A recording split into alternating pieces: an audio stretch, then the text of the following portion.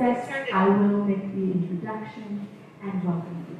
I'll try to do it louder. There's no word.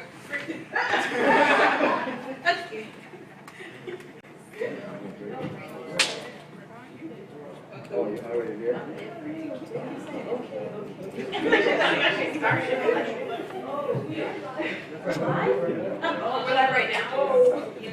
We are live, but we are getting things together. Thank you so much to everyone in streaming land who are listening to us.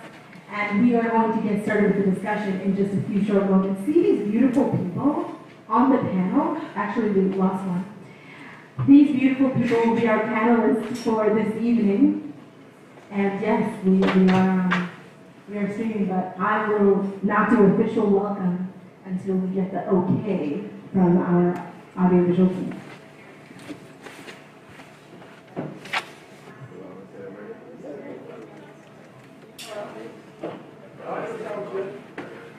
Really?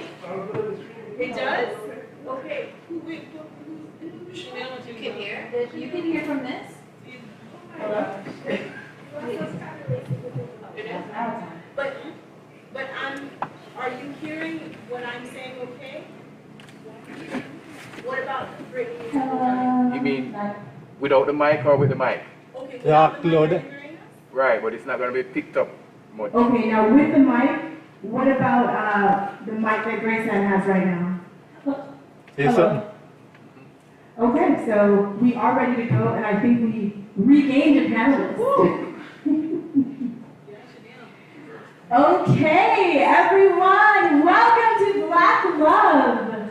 It is the end of February, and you know February is one of my favorite months because we are celebrating the contributions of African Americans to this country, and I think that's something to clap it up about. Clap it up, clap it up. And we thought it was even more apropos because while it is the month that is known for Black history, it is also the month that is known for love, romance. And Janine walked in and said, I love this. This is a great way to end Black History Month with Black love, and I agree. So we assembled an amazing panel of young professionals who are of the African American persuasion. Clap it up for that. And I am so pleased that they're going to be sharing with us. They're going to be open. They're going to be honest. They're going to be vulnerable. They're going to be real and authentic. And I'm very happy because we don't get a lot of that in our circle. In our Christian circle, sometimes we hide. We do not tell it like it is. But today, the questions that I have prepared for them will pull out the realness. The real. Yes, yes indeed. And they're ready. They know. They're ready. So, before we get started, welcome. My name is Tiffany Knowles, and I will be the moderator for this evening. We are going to open up in a word of prayer, and we are going to invite Sister Suzanne to go ahead and open us up. She's on the other side there. And if you just wouldn't mind just passing her the mic on that side, and she's going to open up in a word of prayer.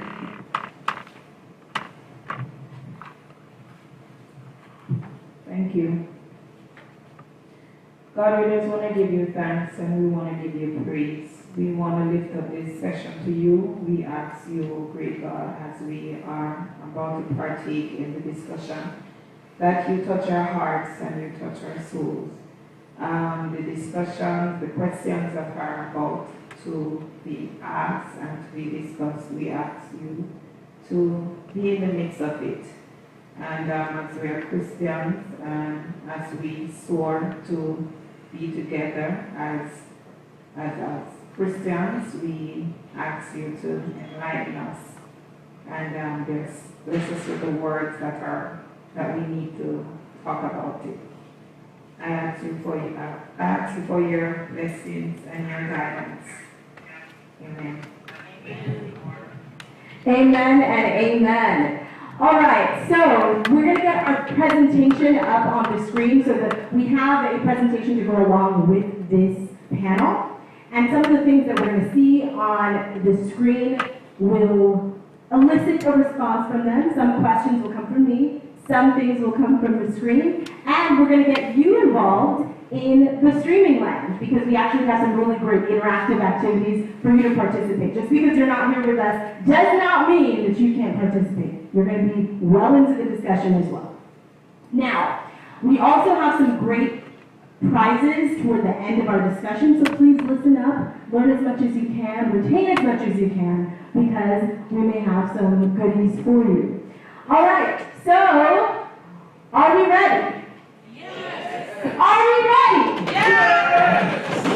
For Black love, the good, the bad, and the glory from a young professional perspective. So we can go to that first slide. Are we? All right.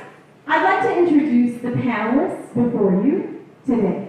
And as I introduce them, they will share with you a word of welcome or, thanking you all for being here and listening. So I'm going to start at the far end. And as you can see, we divided the panel, guys and girls. We're going to start over there with the ladies. I'd like to introduce Deandra Lee. She obtained her Bachelor of Arts in Biological Sciences from Florida Atlantic University in 2019. She is currently a second-year PharmD candidate at Nova Southeastern University. Welcome, Deandra, to Black Love Panel! Good evening, everyone. Thanks for watching. All right, and next door to her is Brittany Daniel. She obtained her Bachelor of Arts in Health Science with a preclinical concentration and a minor in Health Administration from, again, FAU in 2019. She then received a post-baccalaureate degree, a BS in Biological Sciences in 2020. She currently works as a medical assistant for an obstetrics and gynecologic surgeon while she studies for her MCAT, baby. Welcome, Brittany, to the Black Love Panel! Hi! Next to her is Grace Ann McLeod Richards. Grace Ann is a third-year student at Florida International University, currently completing her prerequisites to enter medical school. She works at Joe DiMaggio Children's Hospital, gaining experience in the field that will propel her into a future profession as a pediatrician. Doctors in the house. Welcome, Grace Ann, to the Black Love Panel. Hi, everyone. All right, so now we're on the guys' side. I'm going to introduce the gentlemen one by one. We have Shanil Wesley. He's a registered nurse based in the beautiful city of Miami, Florida. He loves all things artistic and tropical. And on his off days, he can usually be found at the beach or at a restaurant sampling someone's favorite cuisine, trying different items on the menu, as he says. Welcome to the Black Love Panel!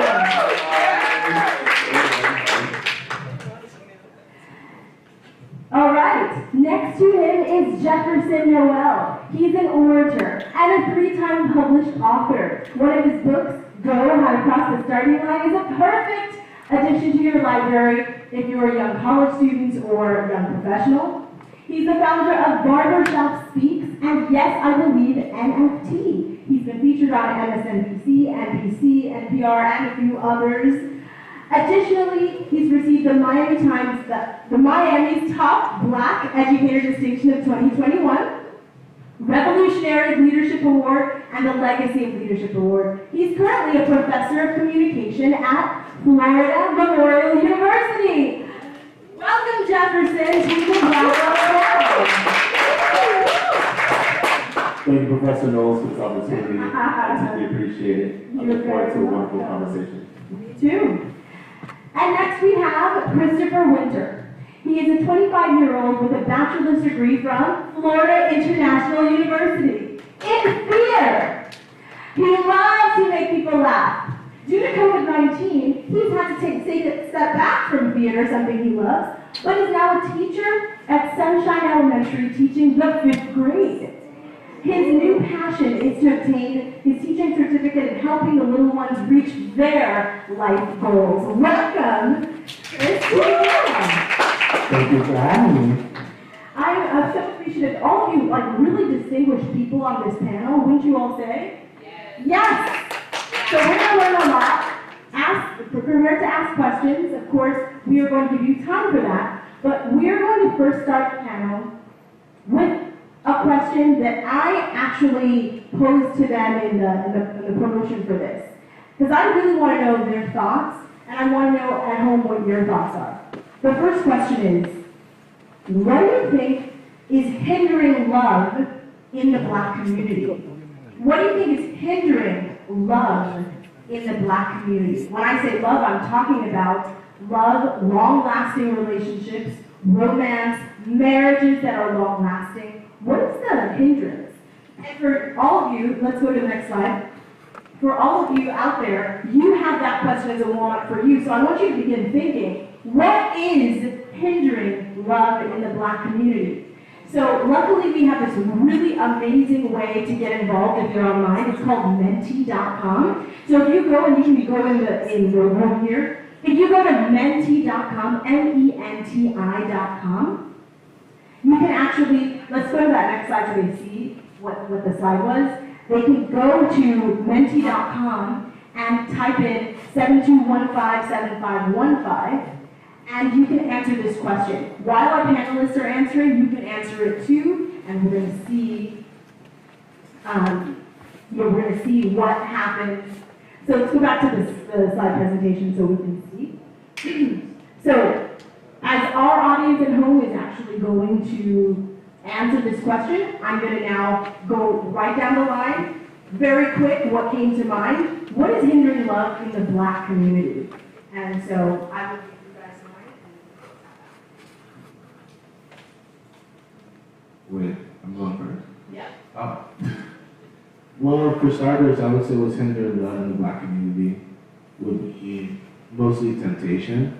Temptation as a man, especially a Black man, it's really hard because, everybody wants us. And I just feel like it's kind of hard for I just feel like it's kind of hard, like, as temptation does come into your life, it's really hard to block it or ignore it. Some people fall through the cracks. So, Pierre, can we go back to the slide presentation because I want them to see the menti.com so that they can type while we're trying to figure out our answers up here. So if you go to the next slide, yeah. So you guys please participate on menti.com, 7215-7515. If you type that in to menti.com, it's going to give you the presentation. You can actually type in your answers, and we're going to see your answers on the screen. And that's so I want you all to participate while these fabulous panelists are participating as well. That was an unexpected answer, Chris. I'll just say that. Didn't expect it. What? Boy, girl? Oh, no. Boys. Okay. In my opinion, love is abundant in the Black community, but love is not always shared between, in relationships. It's all about what you prioritize and what you love. So there's an argument that one should love themselves first, and if you are in a relationship with someone that doesn't value you, then you may not show that love to that person because they're not giving you the value you deserve. But also, in our community, there is a strong emphasis on loving material things, loving wealth, and loving, let's say, things that would increase your status, which can hinder healthy relationships. So that's why sometimes we don't see the love in our community as we would see in others. But I do think, by and large, love is abundant in our community. I'm going to say trauma. I feel like there's a lot of hidden trauma that people don't deal with in that progress from like high school to college life, so they bring that trauma that they have to deal with in their childhood into adulthood. So when it is time to date, they don't really know how to actually have a mature relationship. It's more so it's deemed as there's a pride to be crazy, there's a pride to be toxic, and personally, I'm a little too old for that. I don't have time for you to be crazy, I don't have time for you to be toxic. I need for when we start dating, I need both of us to be, okay, this is what we're doing, this is how we have a conversation, this is what's not gonna work. You know, set those boundaries. I have a lot to say on that. Just trauma and boundaries. Those are my two things that are hindering the Black community. I would have to say communication, but not just like communicating, like having a conversation, but actually understanding like what your significant other like is going through, or like in a fight, or just like simple things. Like you have to understand where they're coming from, like really understand, not just say it to like move on from a certain like argument or discussion that you don't want. You want like actually understanding how they feel moving forward. I feel like, specifically in the Black community, we have a tendency to like not really be vulnerable, and I definitely feel like in order to love someone, you have to love them for who they are, and if you're not vulnerable or like, you know, just open, I would say, then how can someone really know you for you, therefore how are they going to love you for you? So I think that in our community, we're just always told kind of to just be strong, don't really express your emotions that much, especially in like the Caribbean community. And then we're just always told to kind of like put on this facade, and then whatever you deal with, like say in your own bedroom or like be behind closed doors by yourself, like you just deal with that there and don't bring it out. So I think that that hinders a lot of people from actually, you know, getting into relationships, not only with like boyfriend, girlfriend, or marriage, but like even with friends, because your friends won't really get to connect with you on that level as well. I think that the question was, what hinders Black love, right? Okay. I have two answers. The first one is social media, because I feel like people base their relationships on what they see other people doing nowadays. And the second answer is lack of a fear of God. Like people don't incorporate God in their relationships anymore. They don't base their foundation on like having a relationship with God first. So usually that causes problems.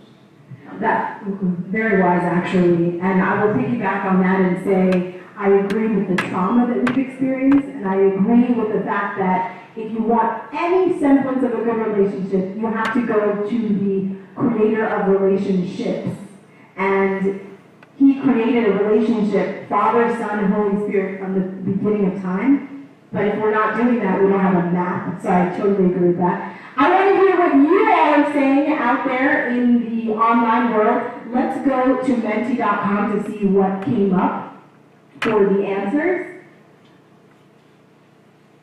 Oh, I don't see it populated. Go back one. Go back one. Okay. Yeah, here we go. All right. Oh, I think you got one. Entertainment. That's falls into social media for sure. Examples, Becca? No examples. No, none. No examples. Jesus help us. No space for mistakes. Self-independence. Yeah, over relying on yourself too much. Over-dramatizing. Not understanding love, like no concept of love. Family structure. Money. Selfishness. Intimacy. Contact. What do you mean by contact? Who said that? Okay. All right. Diversity and covenant love. I imagine us not understanding covenant love. I get that. Thank you to all those who participated. Now we're going to go to the next mentee afterwards, but we're going to go back to this concept, and I want us to see what the camera presentation is telling us. There's going to be a video. We're going to watch a few videos in between our discussion to really pepper it and give us even more conversation fodder. So we're going to get ready for that video. But I want Jeff to say something really quick. You told me you were teaching your class and you are having like a free discussion, I think that's at the beginning of class, and you said that one of the girls said, I really just can't date a guy unless he's a little toxic. What did she mean by that? And why do you think she said that as a Black woman? That's right. So at the beginning of all my classes at FMU, I had my students do a discussion of their own choosing, and the topics could be about anything they want. It could be controversial, it could be simple, whatever the case is. And this particular day, the conversation was on relationships, which about 30% of the time it is on relationships. But this time they were discussing toxic relationships.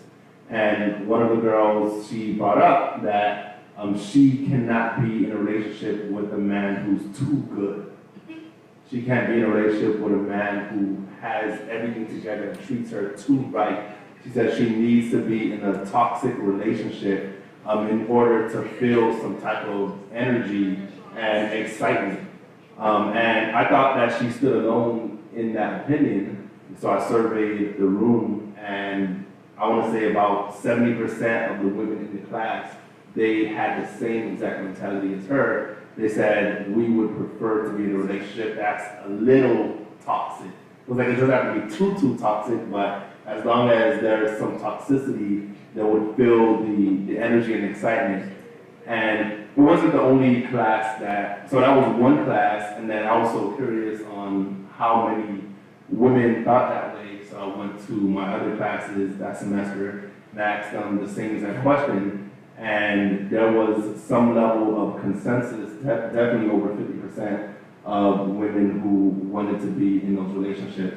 So that was a couple years ago, and this semester, the conversation came up again, and one girl, she said the same exact words as the girl years prior.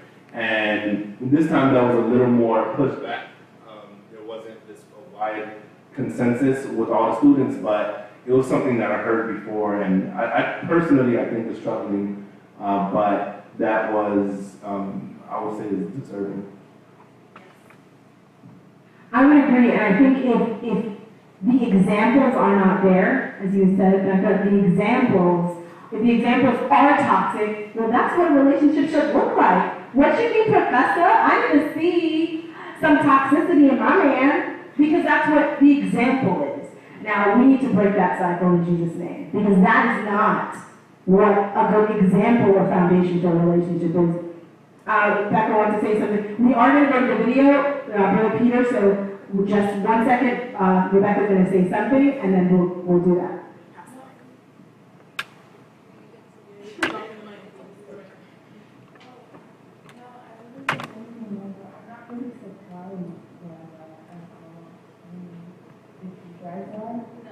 I'm not surprised at all. No, I don't believe that. Yeah, it's like... It's common. Yeah. I don't know. It's common. I'm gonna stop up there.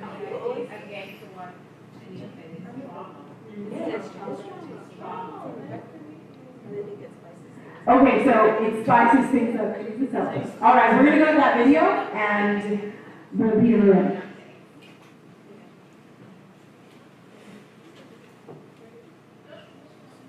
Of course you don't respect it. So I wouldn't respect it. We built a culture on trying to have sex with the most women and disrespecting our women. Of course they don't respect us. I wouldn't respect it. Okay, so the basis of the video is the disrespect of women. Do you think that contributes to the toxicity? Building a culture of having sex with as many women as possible, and so women in turn don't respect you, and they probably don't respect themselves. Do you all feel that as women, do you understand what he's saying, or do you agree, or do you align with that? Does that come from the man just not respecting your bodies, your forms?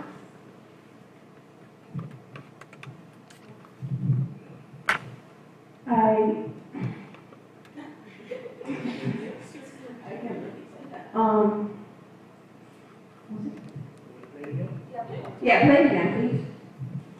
We built a culture on trying to have sex with the most women and disrespecting our women. Of course they don't respect us. I wouldn't respect it. Okay, yeah, I have a comment on that. I feel like now a lot of women, I'm not talking about myself nor the ladies who are here, but I know girls, ladies who don't mind being disrespected or being treated like he's describing because they, as long as they're getting money or like things, they don't really care as long as the bag is coming in. And that's also a toxic mentality in my opinion, because no one's gonna treat me like that for some money. Yes, what he's saying is, if I'm not mistaken, he's saying that women don't respect men because they first didn't respect us. Is that what he's saying, essentially? That's exactly what he's saying.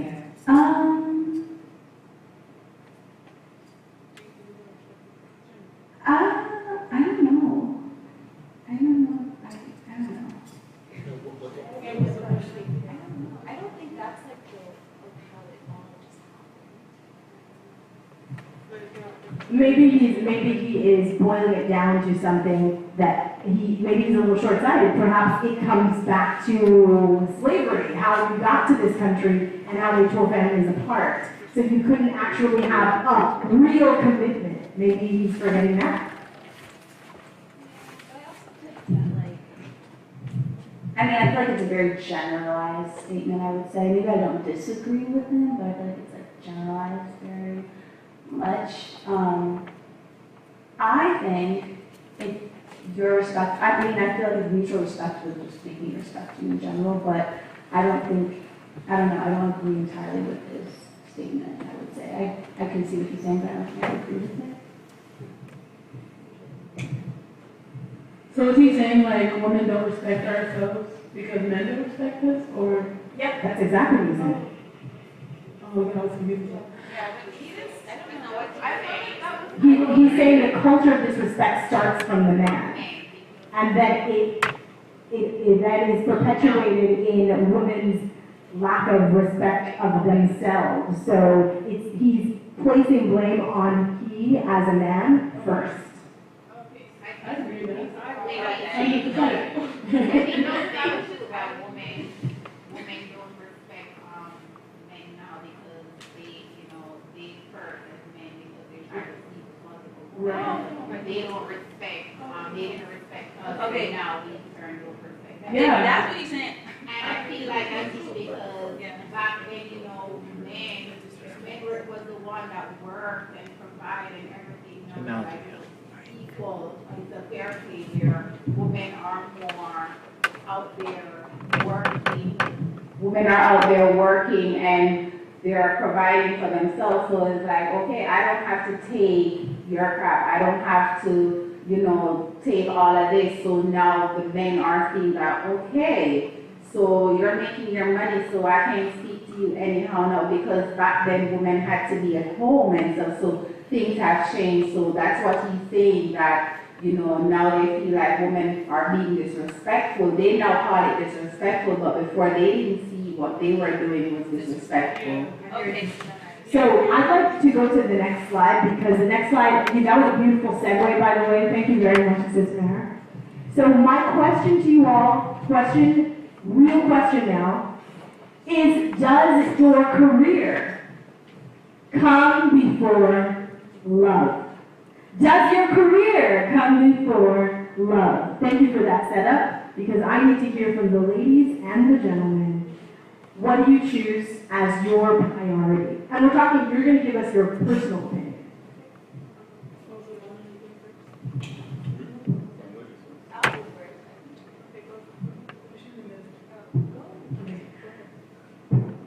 I feel like when you're in a relationship, normally, like when you're in a relationship, you know that you're about to get in that career field, so it's like you don't really have to choose, to me. But the question is, does my career overshadow my relationship in a way? Not talking. Like, do I have to pick? Or Talking at the mic. If you have to choose between going to work and not going out with the other, which one would you have to work?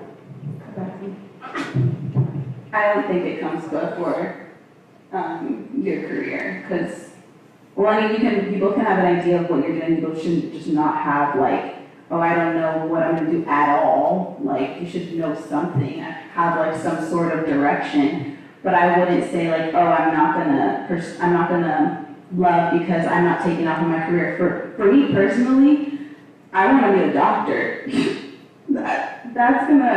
My career to take off would be like years from now. So if I were to wait till I'm like, what, 30 something years old just to love, just because I wanted to say, oh, I'm done with everything, now I can have a boyfriend or now I can get married, I'm literally like, why would I wait that long? I just feel like that's, I don't know, I think it depends on the person, but for me, I just feel like that's not really that, yeah, I don't know, that's not like I wouldn't do that.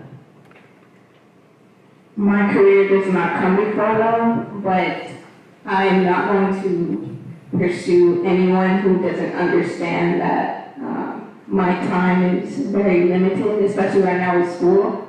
I'm not against love now before my career, but you have to be doing something as well with yourself, and like understand that we both need to be working towards our careers. If you can understand that, then we can love now.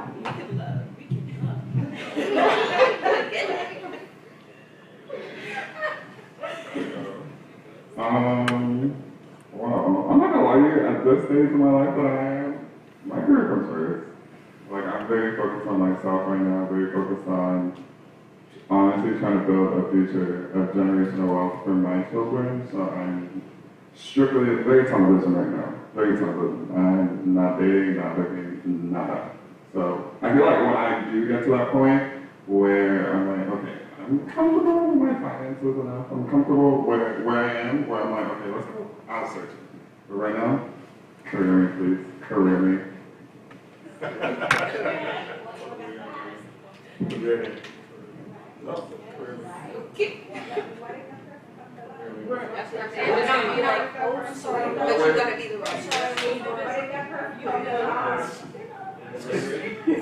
All right, I think this is a very important question, and it all depends on context. So I have a different view of how I'm guessing the average person view a career. Like a lot of people, they see a career like as a job, like a job, just over broke. And I'm just doing this so I can make some money, so I can keep the lights on, so the bills can get paid, so I can pay for my car note, so I can go have some fun on Friday, Saturday, and Sunday night, etc. And that's how they see a job. However, I'm very purpose-oriented and purpose-minded, so I have a different view of what I believe a career should be. So at least in my personal life, my career should be closely in line with my purpose, with where I see, what I want to do in the next 10, 15, 20 years. So everything that I would do in a career or for my career would be in line with the reason I even exist. So I think everyone should try to find a career that aligns with their purpose. With that being said, if you mesh career and purpose together like I do, then in that context, before you're married, it will behoove you to make your career first, because you are an individual, you are one, and therefore you should do all that you can to make sure that you are closely in line with who God created you to be. Now, if you're married, it's a different story, because there has to be a harmony of purpose, and you have to make sure that the life that you are leading is in line and in harmony with the person that you're with. So I wouldn't necessarily say that career should go first in a marriage, but I would say that there has to be a lot of discussion and communication on how to keep the love strong while making sure you don't fall behind in your career. That was a lot to process. For me, I would say that it wouldn't really matter.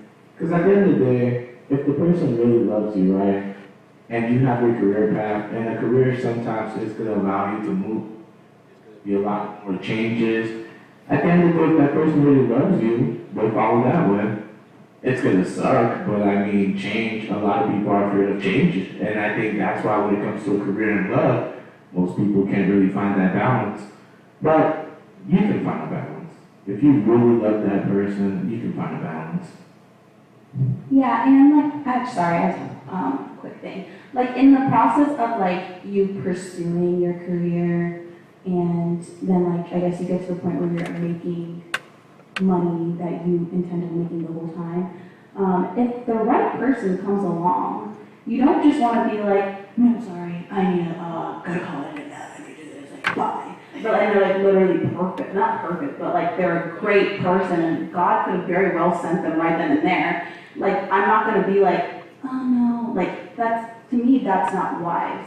Because you could really miss out on someone, and then at the end, you're just like, yeah, you got the career and everything, and you got all the things that you wanted, but now you have no one to share it with because you ignored all these people, or one person, two people, who could have potentially been that person that could have, you know, that could have got married, could have whatever, but like, I don't think it's wise to just be like, no, I'm focused on this one thing, like tunnel vision, because you kind of miss certain things around you. Yeah. Okay, so we're gonna prepare for the next slide, and that'll be a video. So I just want to say, with the exception of Chanel, it looks like these ladies and gentlemen are interested in, if it were to happen, rather than pursuing their career, they'd be open. Sounds like that? Okay. All right, so we have somebody over here in the audience who would like to share, and then we're going to go to the video. I would say going back to the word of God, you know, love is not selfish overall. And so if you're looking at it on that basis, the person that you're going to be with, they're going to understand and support you. You're going to understand and support them. So it's not a selfish thing to say, oh, I need to get this done, or oh, you need to get this done. You're both working together, and love is not selfish.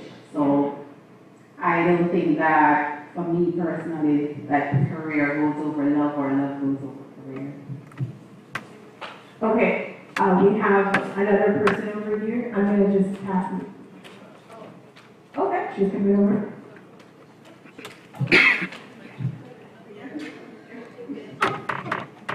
Yeah, I just wanted to add to that. I don't think it has to be like this whole like separation of love and then career. Like it doesn't have, like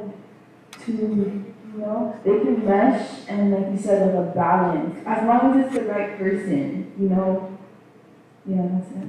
Yeah, I think you're right. It has to be the right person, because as we heard from Brittany, she's going to be a doctor, which means that there's a lot of demand on her schedule. And right now, Shamil, you are currently in your profession as there's demand on your schedule. It would have to be the right person. So I think that's a great point.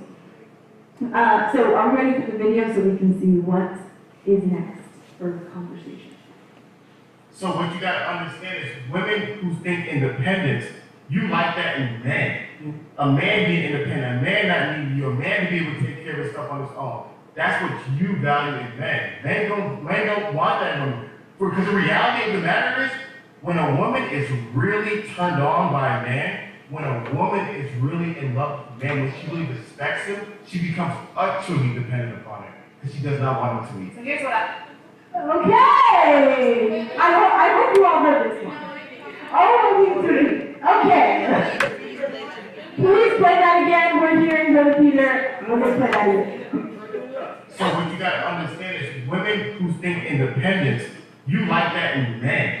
A man being independent, a man not needing you, a man to be able to take care of his stuff on his own. That's what you value in men. Men don't want that in women. Because the reality of the matter is, when a woman is really turned on by a man, when a woman is really in love with a man, when she really respects him, she becomes utterly dependent upon him. Because she does not want him to leave. So here's what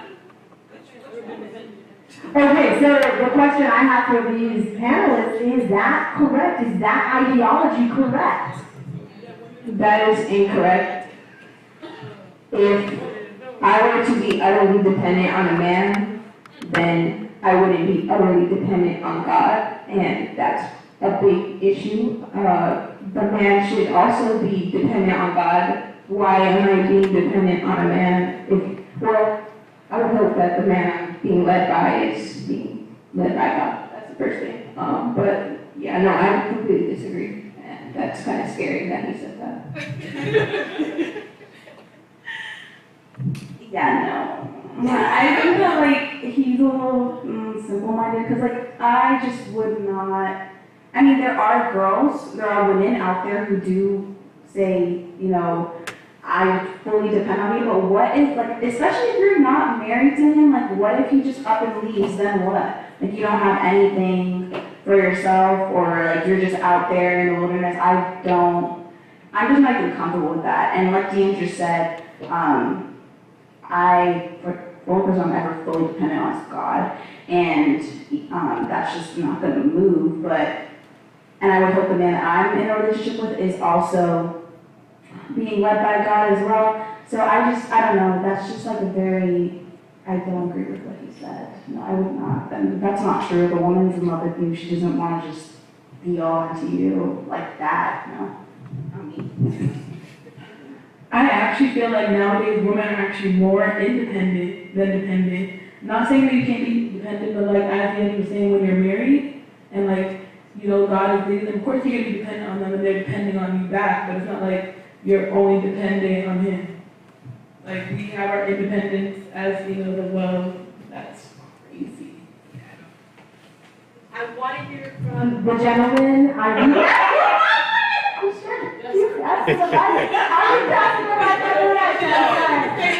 the mic on the Okay, I definitely want to hear.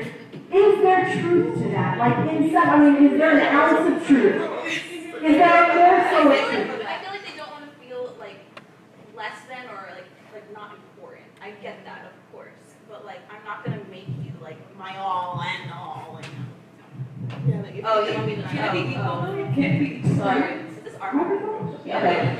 I feel like I get what he's saying to an extent because he's saying that the man doesn't want to feel like less than or insignificant or not important or not like valued. Yeah, great, cool, understand that. But like, you're also not going to be my everything. That's just like way too like, I don't know, that's too much. So yeah, I get what he's saying. But no. I guess I'll go first because Chanel don't want to go. I would say for that video, I would say it's more like a 50-50. Only because at the end of the day, a while back, most men are looked on as the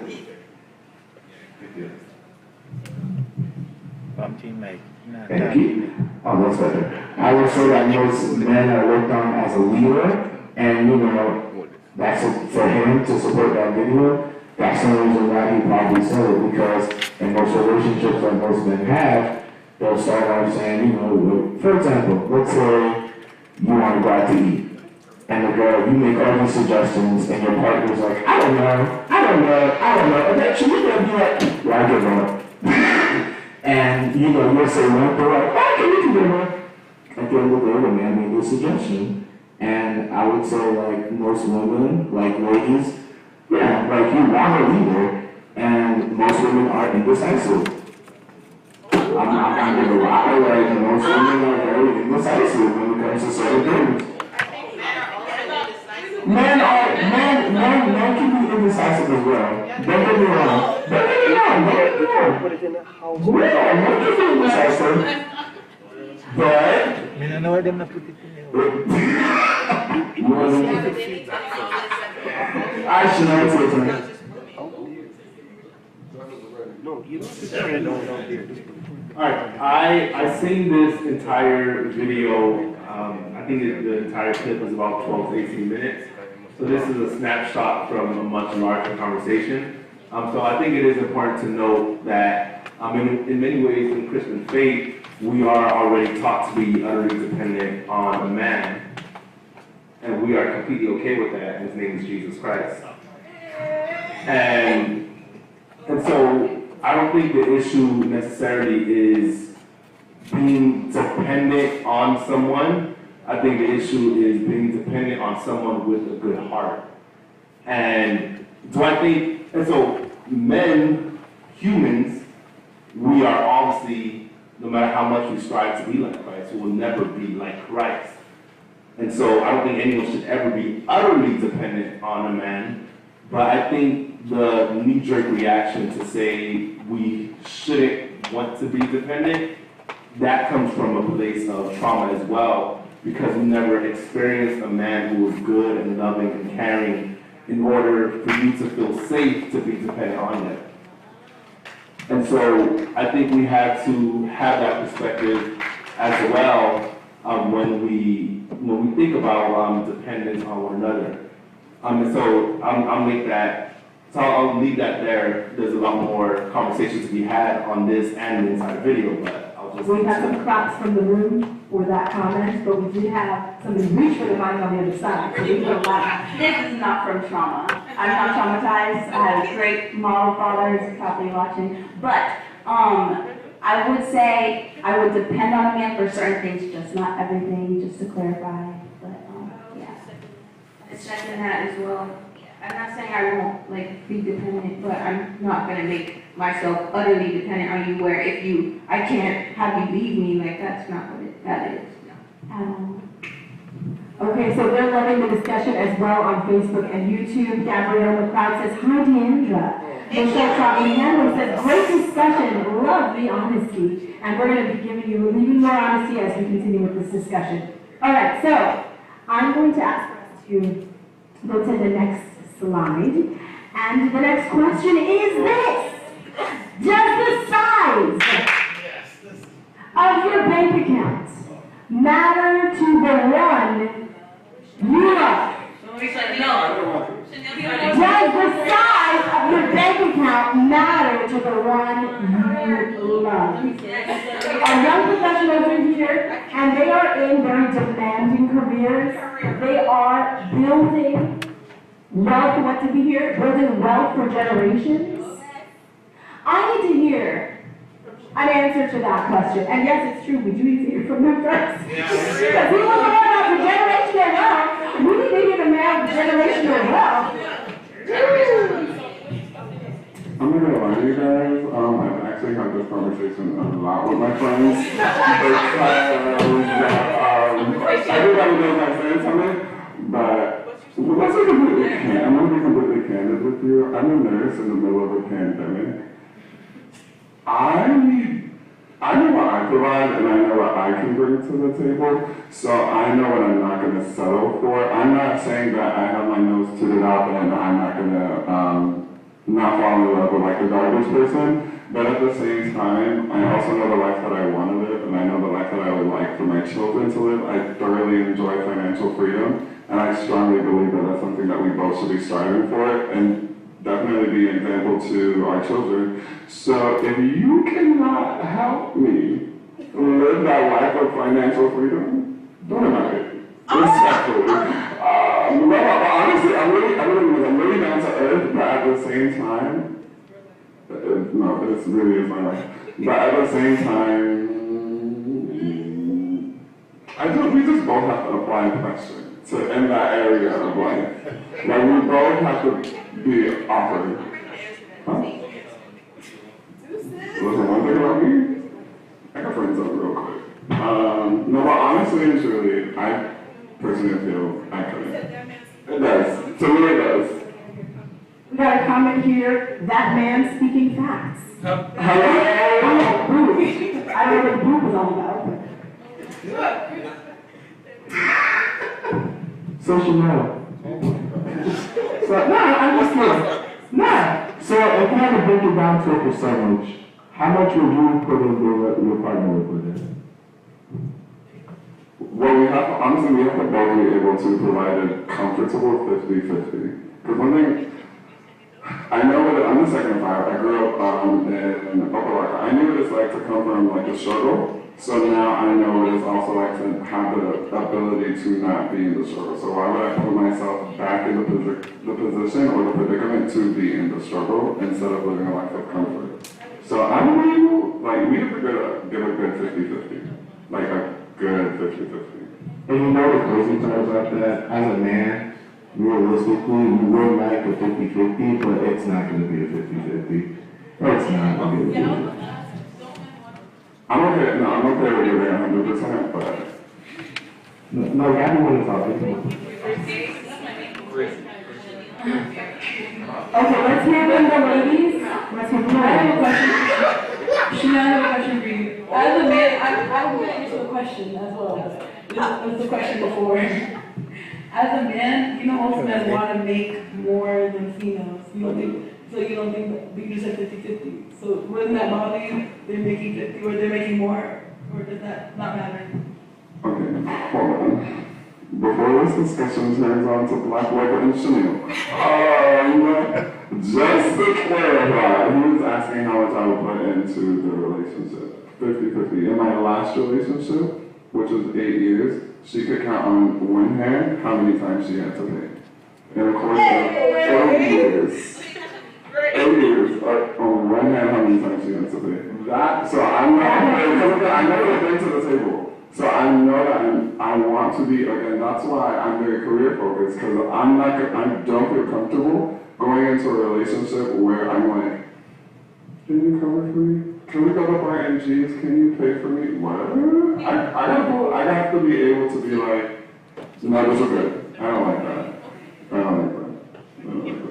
I'm not gonna lie to you, I'm so sorry guys, but this is not my hand, this is not accurate representation. This is not. I just know what I bring, and I just need somebody that compliments me.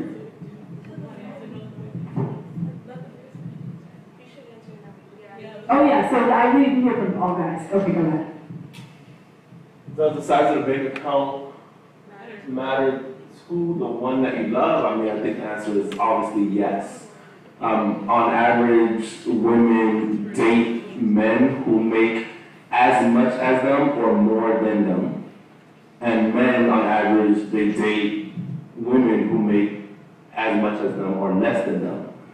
And so if we're talking probability, for men, you have less options the less you make, because you will attract less women if the majority of women are making more than you.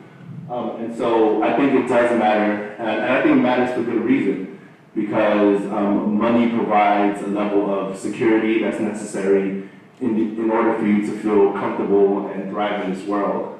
And so I think it's important to think about. And so if a man is in a relationship and he feels like, the woman is too much or too demanding or has, or bougie, then she may not be the right person for him, because you want to, you want to make sure you meet the standards of the woman that you are dating.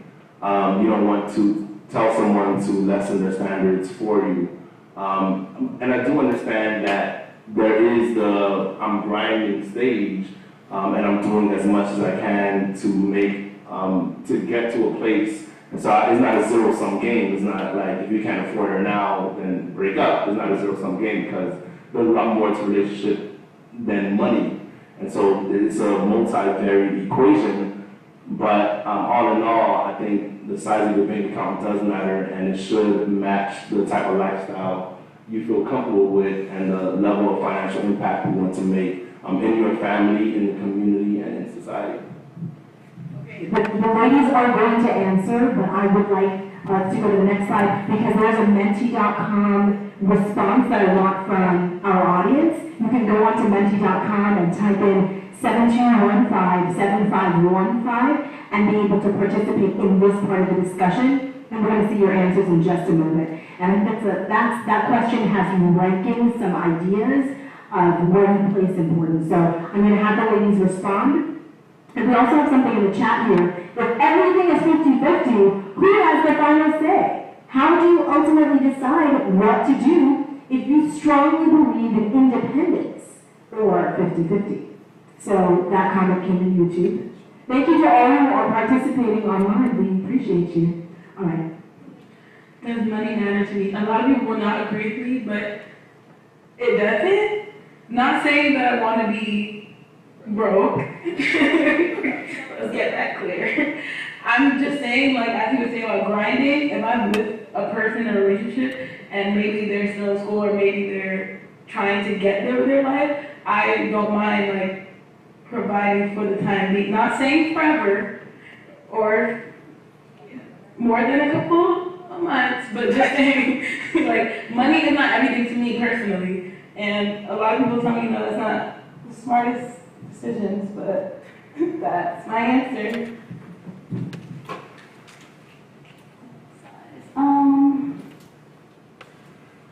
This is like in a relationship, like boyfriend and girlfriend, I would say it matters. It's not everything, but of course, like Gracie said, it does matter. And if you are preparing for marriage, you say like, the person is, like Gracie said, grinding, or they're in college, or they're still doing professional school, and they obviously don't have a career that's making them make more money than you at the moment, or enough money for you at the moment, then I would be more understanding, especially if I do love the person. However, not forever. Guess what? Yeah, no, not forever, but I definitely think that it matters to an extent, but you do have to be understanding of the other person as well. If they're... Does the size of the bank account matter? It matters.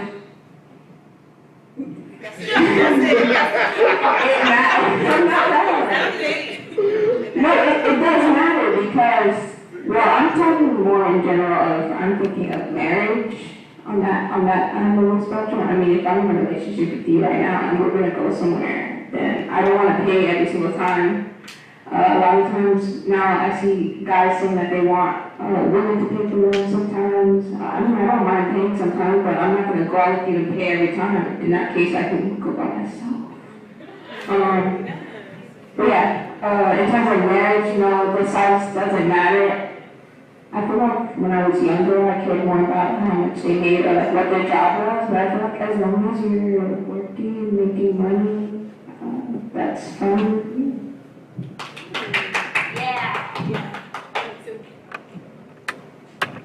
All right, so we had a question for Brittany over here, so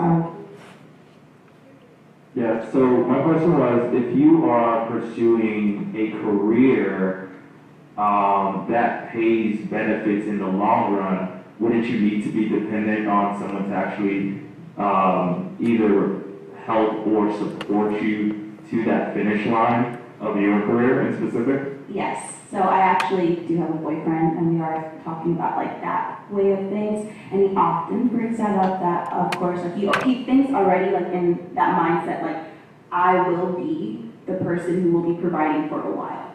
So I know that I would have to like depend on him in a sense, and then I do have, they're going to disagree, but my lovely parents as well, even though they probably say no to people in front of us, whatever. But they will also contribute, but we have talked about that, and I know that that's a thing. That's why I would be understanding if it was the other way around. See, if he wants to go off and do something that causes him to stop working, then I would be in that situation, you know, in the long run as well. But yeah, we do talk about that, and yeah, that's the thing as well.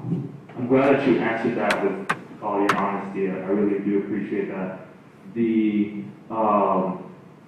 conundrum in my mind is that you're willing to do that and say that, but most women, if they were in the opposite position, they wouldn't want to be the one that cares for a man to actually reach his goals. Yeah, that's very true. And I think it's more so like, depending on who the person is, like your heart, I would say, comes down to that. Like, if you're just more so concerned about, okay, when we're at dinner, say we're on a double date, and because I know that my boyfriend is, say he's in medicine, and I'm the one who's, I don't know, like an engineer right now or something, and I have to put my card down in front of my other couple friend, like I feel like it's more of like, I would say kind of like a pride thing. Like I'm just concerned about how it looks. In reality, like at one point in our life to come, he will be putting his card down. It shouldn't matter, but I would say for our generation especially, like that might be a thing. And there are ways that, like, for me personally, if I was in that predicament, I would give him the card. That way, if it bothers me that I have to literally put my card on the table in front of my friends, I'm not doing that. He can do that. Or I can send him the money and he can do that. But some people care about little details like that. I don't think that's that important, but yeah. I know a lot of women probably would.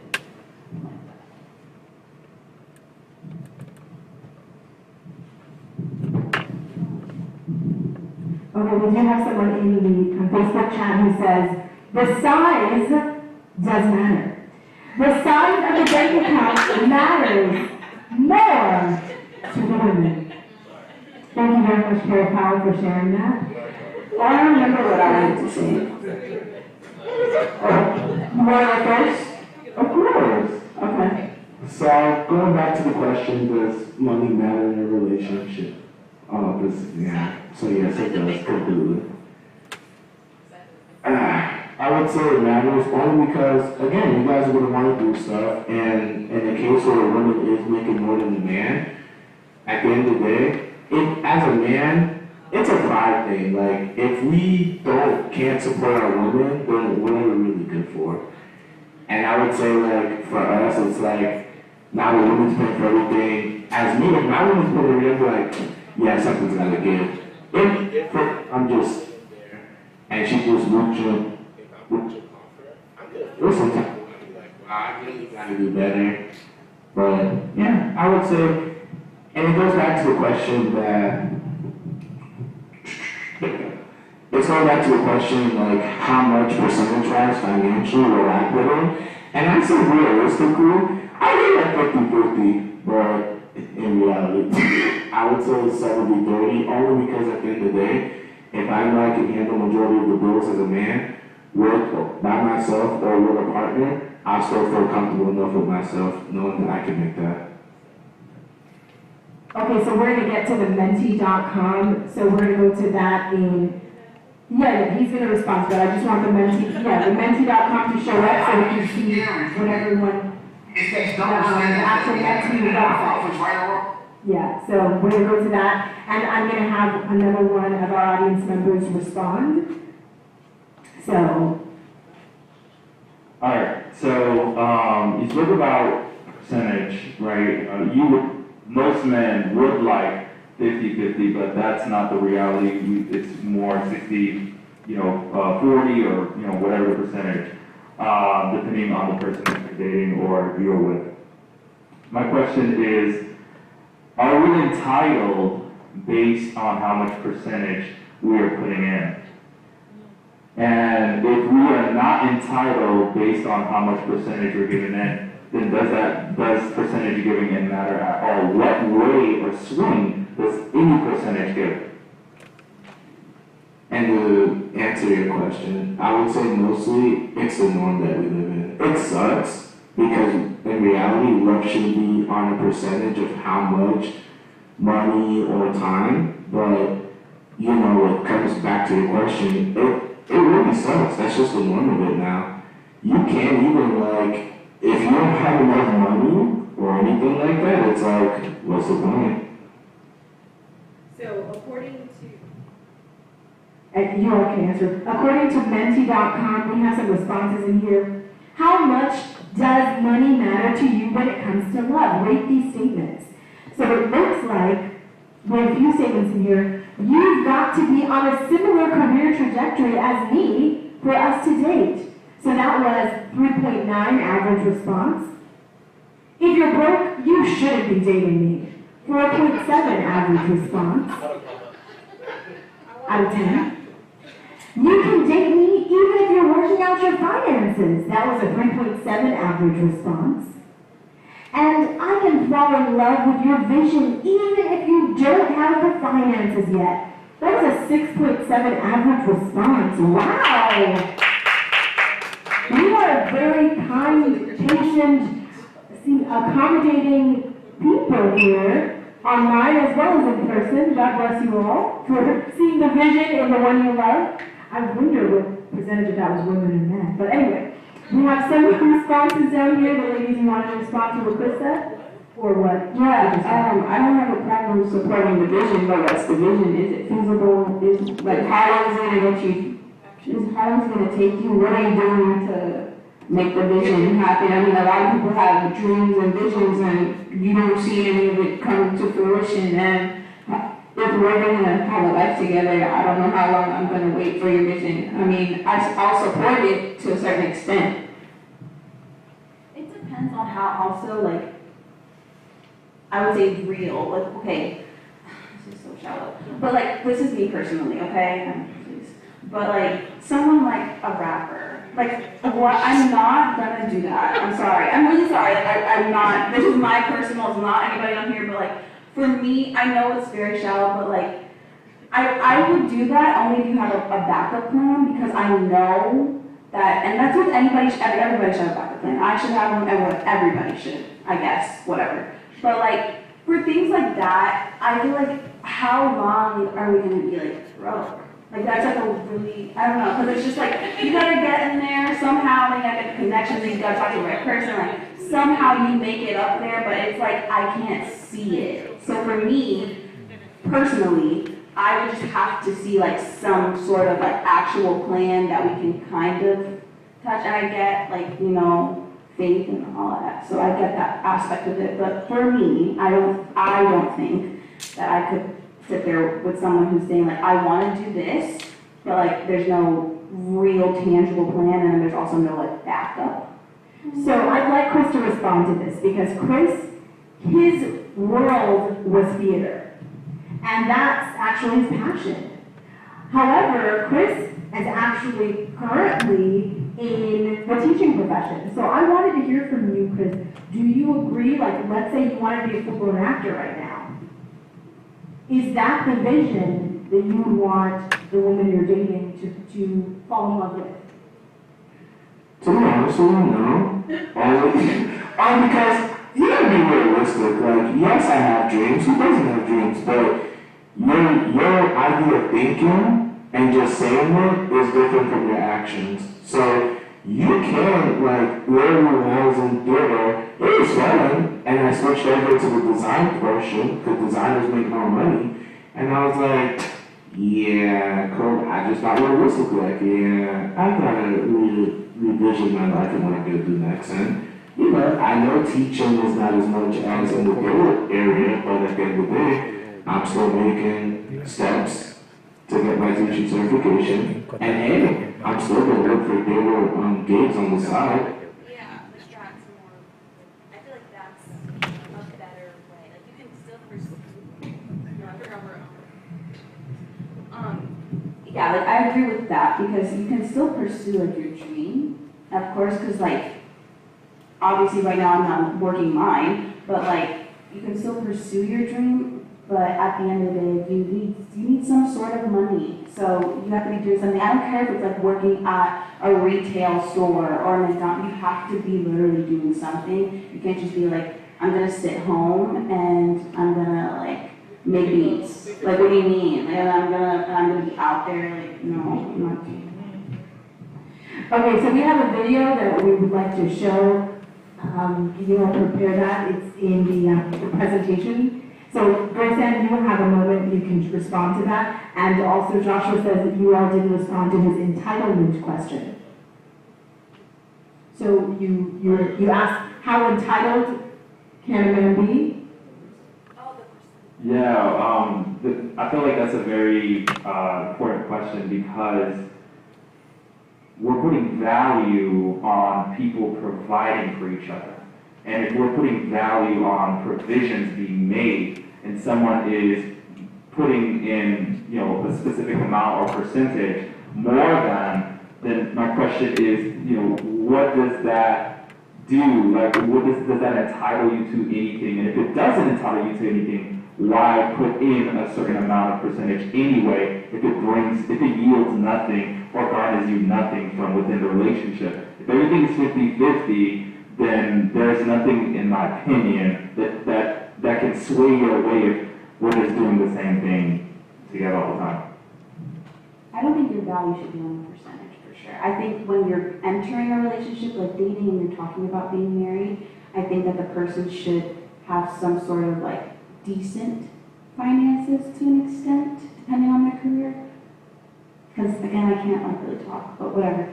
I don't think that in the marriage though, you're gonna be like, okay, well, because I come from a household where my mom is a nurse and my dad's a teacher. Obviously, my mom makes more than my dad. So you don't ever like, I've never heard them talk about this is mine, or like I brought in this much so I can tell you how to decorate the house. Well, she does so, but like, she's talking about decorate because that's her passion. But like, I mean, like, she doesn't tell him like, oh, you can only go to this grocery store and this because it's my money. Like, she doesn't. Nobody talks like that. Whatever's in the house is everyone's own in the house. So I don't think that your value in a relationship is like dependent on how much money you bring in. But I would say before marriage, you should have someone who either has a vision and can actively work on it, and if they can't actively do as much, they should have a backup plan.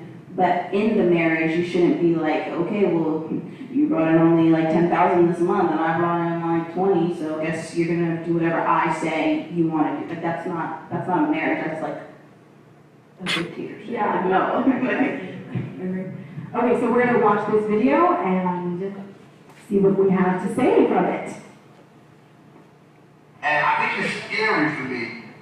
It's these double standards that we have. And I don't know if it's right or wrong. I can't speak on if it's right or wrong. But we're okay with the man who is who's playing basketball in his community. He has nothing. He makes it to the league. He gets something. Makes it to the NFL. He gets something. And he comes back and gets you who has nothing. Who has nothing. I don't care if you like the word or not. He comes back and gets you who has nothing. And you come up to something. But we're saying that if a man who has a little of something, I'm not willing to do it.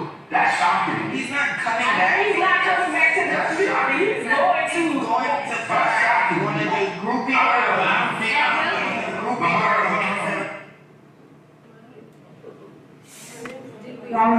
Did we understand this? No. Do we need another play? We need another play, Brother Peter. And I think it's scary for me. It's these double standards that we have. And I don't know if it's right or wrong. I can't speak on if it's right or wrong. But we're okay with the man who's playing basketball in his community. He has nothing. He makes it to the league. He gets something. Makes it to the NFL. He gets something. And he comes back and gets you who has nothing. Who has nothing. I don't care if you like the word or not. He comes back and gets you who has nothing. And you come up to something. But we're saying that if a man who has a little of something, I'm not willing to do it. That's shocking. He's not coming back. He's not coming back to the community. He's going to find one of the groupie Okay, so Jeff wants to comment on this. Is there anyone still who don't understand what he said? Okay, so yeah, so essentially what he's saying is if a man has nothing and then he, let's say, makes it to the league and now he has a lot and he goes back to pick up a woman who has nothing, then it's okay. But if a man who has a little bit, a woman is not willing to come and pick him up. A woman is not willing to, help, essentially. And that's the double standard. So does this double standard exist? Do we agree? I mean, can we agree that this double standard exists? I would just love to hear from you. It does exist. Because again,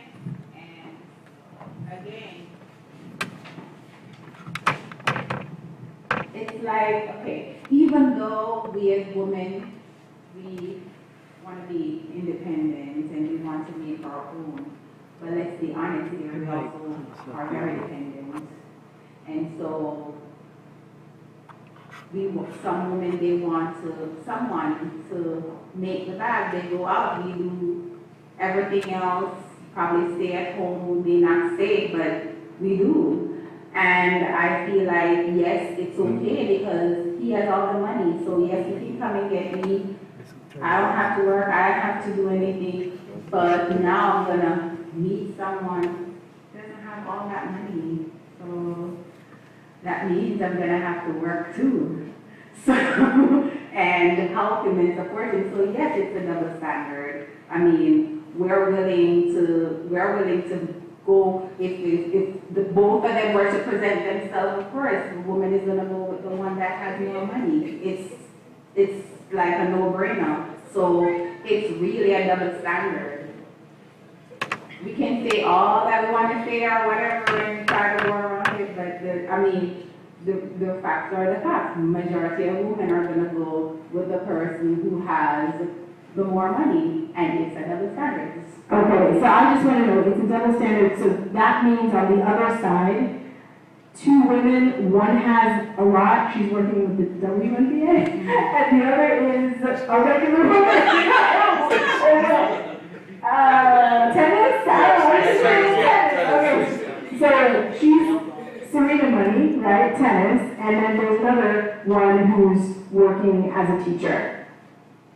Do you favor the tennis girl, the one who's making money in the tennis world, like loads of money? Do you favor that over the humble teacher? I'm not going to go for the humble teacher because then he feels like the tennis pro. Oh, sorry.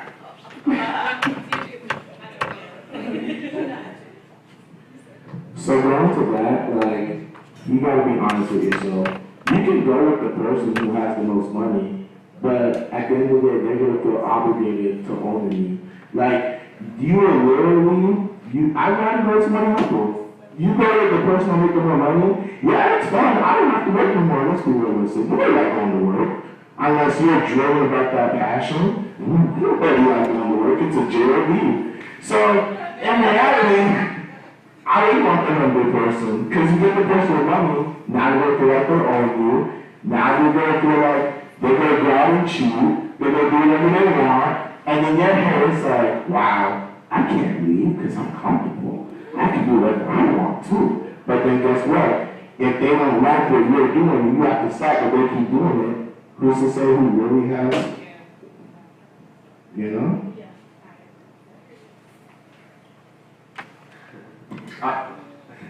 But personally, if I cannot financially keep up with the lifestyle that she wants to lead, then I'm not going to go with her because I'm setting myself up for misery and failure. And so if I'm dating Serena and I can't meet Serena in Wimbledon because I got a 9 to 5 or I don't got enough for the plane ticket or whatever, I'm not going to date New Orleans. I'm going to, will she pay? So personally, I wouldn't want to be in that position where she's paying for everything. And I think, and it can be pride, yes, but I think it also goes back to the genuine and real differences between men and women. Like right now, there's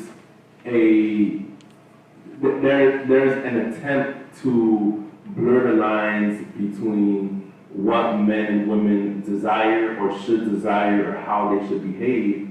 But at the end, there's biological differences between men and women, and there's different things that attract a man to a woman versus what attracts a woman to a man. And so, for example, you know, like if you ask a man, what do you look for in a woman? He's not going to say, I want her to have a stable job. He's not going to say, I want her to be super financially secure. He's not going to say all of the things that a woman would probably say for a man. And if you ask a woman what she wants in a man, she's not going to say the same things. She's not going to say the same things a man would say. And so we have to be real and acknowledge that there are differences. And I think this generation will attempt to blur those lines and wear the different hats to their own demise. All right, so we're going to put the money issue to rest. We are going to move on to something else, which I'd love to hear your thoughts on. So question number 3, we'll put that on the screen now. And we are going to ask you all, should you date around before settling down? Should you date around before settling down? I know that's a little problematic question, maybe controversial question, particularly within the church. So I want to hear from you all. And what are your thoughts? What are your thoughts on that? Yes, Deanne has ready to answer. What do you regard on date? Okay, yeah, I don't see a problem with dating around. It just depends what are you doing when you're dating around. If you have boundaries, I don't see the problem. How are you going to decide on one person if you don't date around? You have to see who you want to be with. You can't just date one person and say, yeah. They're saying check the market. I mean, basically, yeah, you have to check the market. I mean, you have to really know your boundaries when dating. But yeah, you definitely have to date around before you settle down. You can't just date one person and say, okay, this is it. No, make sure you know.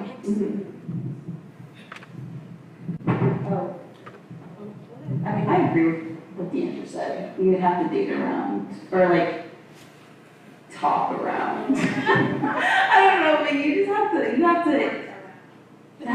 meet not a lot, but enough people.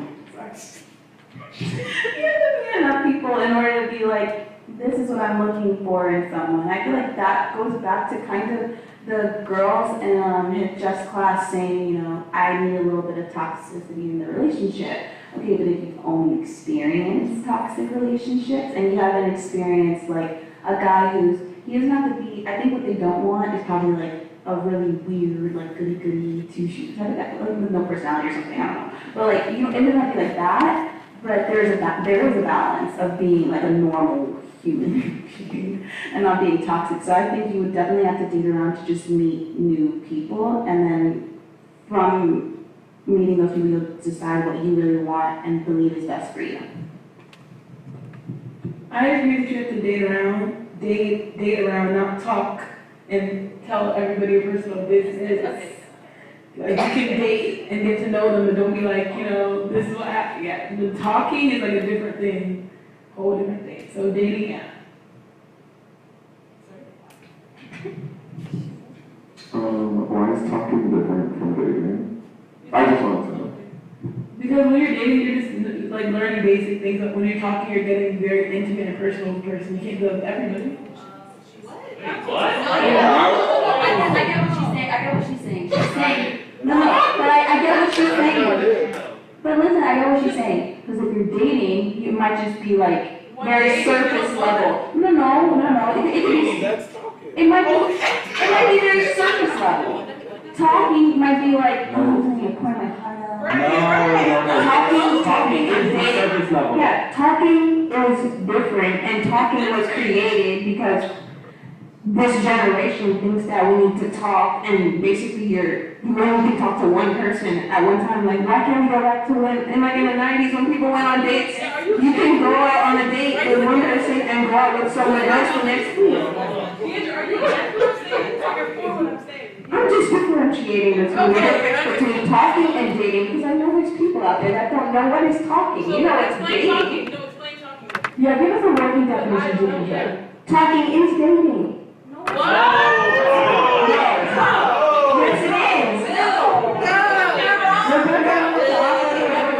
it is. I agree, they're two different things. Talking is why are they two different things? Right. Dating is two different things. Okay, so I kind of want to if I'm talking, you're not dating me. No, you're just dating to get to know. Okay, so I kind of want to touch on two different things. One being what, but should you date around before? Well, it kind of blends in. I feel like the time that we're in really affects this whole question, because I feel if you were to ask this question to even the rest of the people in church, that the answer would be completely different than ours. Because some people would see dating around because of how they grew up as, she's a hoe, she's with this one, this one. But, and I literally had this conversation like with my own parents. And it's like, now my mom, she watches a show about dating and black love, and her, like my friends know, and she's watching this now too. But she's seeing even now how things are different now. Back then, I feel like people, because they were living more kind of like a structure, and I don't think lives were as blurred as they are now. To say, you find somebody and then you marry, it's like, that was more of the norm. Now, too, people are doing different things, they're going away more, women are doing this, that, like, things are just completely different, so like, you can't even like, Now, to touch on this whole dating, talking thing, the lines are very much blurred because you have social media. Back then, you did not have this. So it's like, you go to school, and you go to work, you maybe see somebody at a coffee shop, maybe that's how you meet them, or you meet them in church or something. Nowadays, you have social media, so it's like, and it has to do with effort too, because it's like you just slide around DM and now it's like, whatever. That wasn't something that we had back then. Now it's like you literally, I followed her on Twitter, now I'm liking all her pictures, now this. Now it's like, and then it's like, we may communicate here, but is that really talking or are you communicating? And then it's like, and then that whole thing, it comes to, you need to have a actual communication with this person, like what is it that we're doing? Because everybody, as you see right now, everybody has a completely different definition is what is talking, what is dating, what is this and that. The way I see it, when I used to watch like these movies, because I feel like that was my example, or like maybe I wasn't really thinking about it, but when I watch movies, you see, people going on dates to this and this and that place. Now, some people are going out on dates and they are having sex, they're doing this. They had something before that was courting. You don't hear about courting anymore. That's something that seems like exempt. So it really comes back to the definitions and what everybody feels like is what, and we need to figure out what is what, because you going into it, me and her is dating, and you're saying, no, me and him is talking. Like, I think talking. That's what I said. But I want to use the word. Why isn't dating talking? You need to talk to someone to get. That's not No. I think that dating is different than talking because dating is like surface. To me, dating is more surface. I think when it comes to a woman's definition, a man's definition, talking are two different things. Because a man's talking is just, you just get to know them. That's it. That's what it is. But your version of talking means dating. No. I have a definition. Can I have a definition, please? Alright, thank you. I'm going to take a question here. Talking and dating are totally different terms. Talking means they are exploring their options. Dating means they are exclusive. When he says we talk, it really means I'm exploring my options.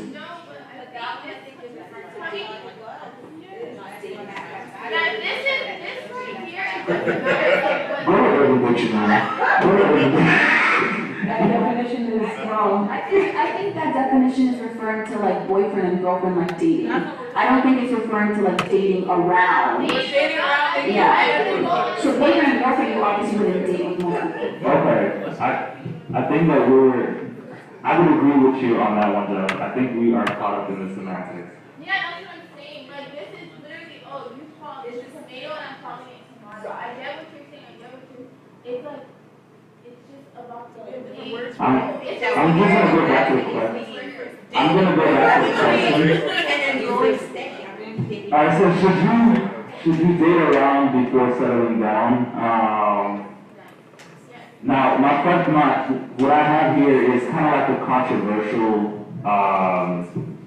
but at the same time it's very true in my opinion. So,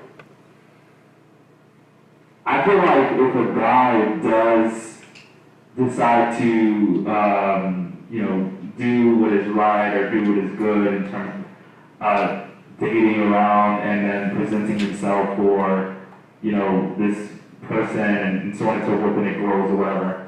My problem here is that people believe that nice guys do not win.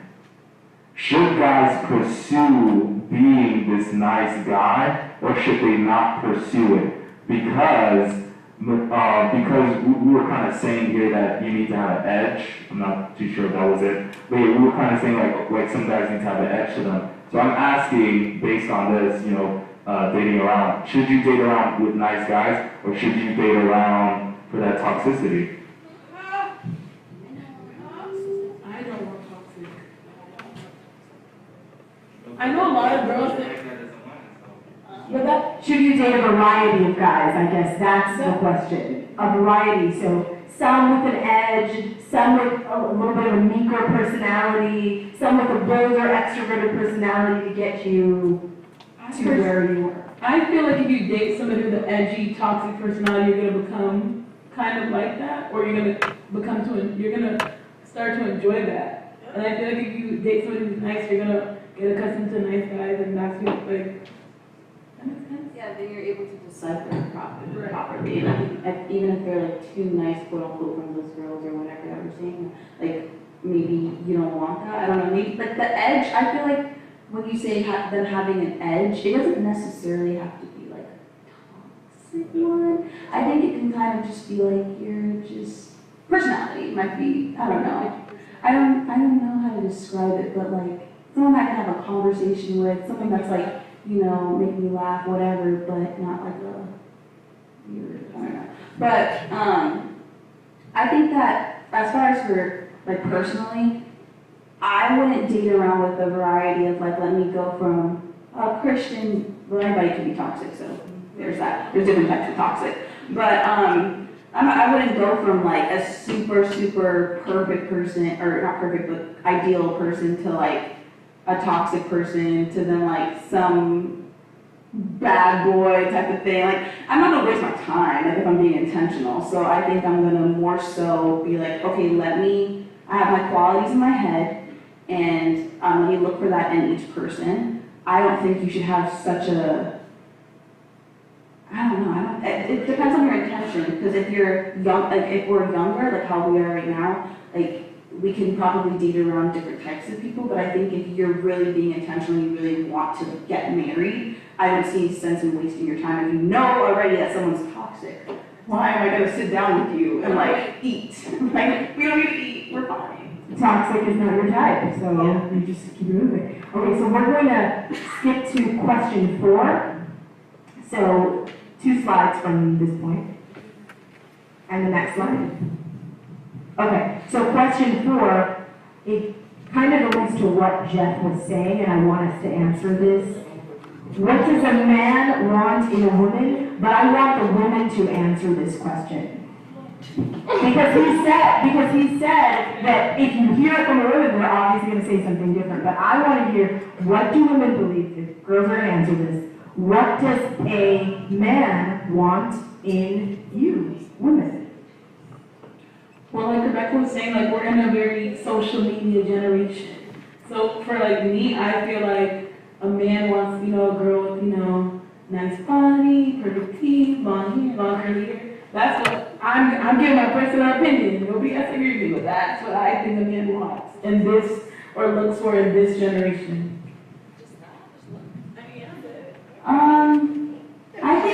I think they obviously want them to be attractive, because that's something my boyfriend always says. He's like, yeah, I really want like, a Christian girl, but like happy to look at you, you know, like be attractive at least. So I think they want someone who's attractive, carries himself well. I think a lot of men like support and like encouragement, I would say, like being very encouraging, or like you to kind of give them, yeah, not like affirming them. Like I would say that. I would say they want someone who's Not entirely too independent to the point where they're just kind of looking down on the man, but, you know, a little bit of balance. And, yeah, I would say that. Depends on the man. What does a man want in a woman? Honestly, I kind of agree with what Gracie said. I feel like a lot of guys in our generation don't really care about looks and whether, I don't know if I can say this on camera. But really, they just want to know if you're going to have sex with them, honestly, in this generation. And it's really sad, and it's not just limited to those who you want to say are quote unquote in the world. Like, it's the guys in the church too, not all of them, but it's them too. And it's kind of sad because, like, if you're not, so if I'm not gonna have sex with you, like, all of the qualities that you say you like about me are not good enough, but because I won't have sex with you. It's really sad. I think that's honestly what they're looking for.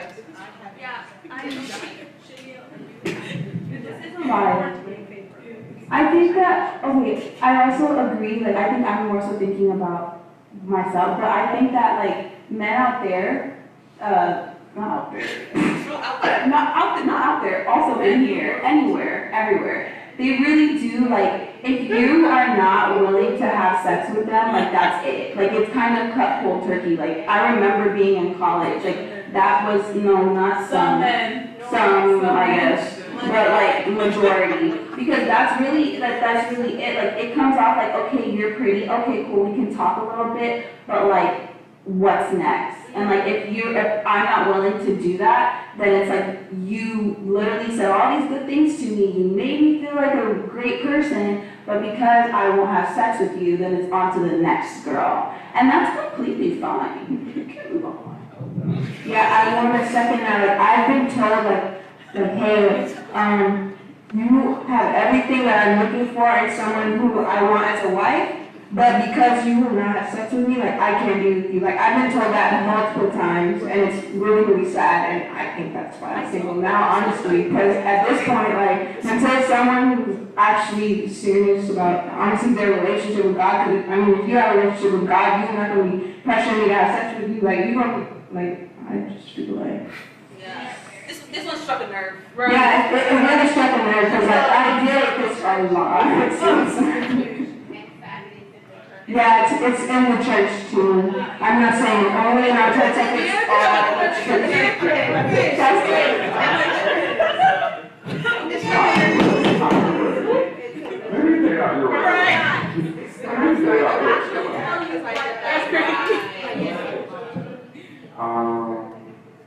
honestly, when it comes to dating, I'm looking I'm looking for my lifelong friend.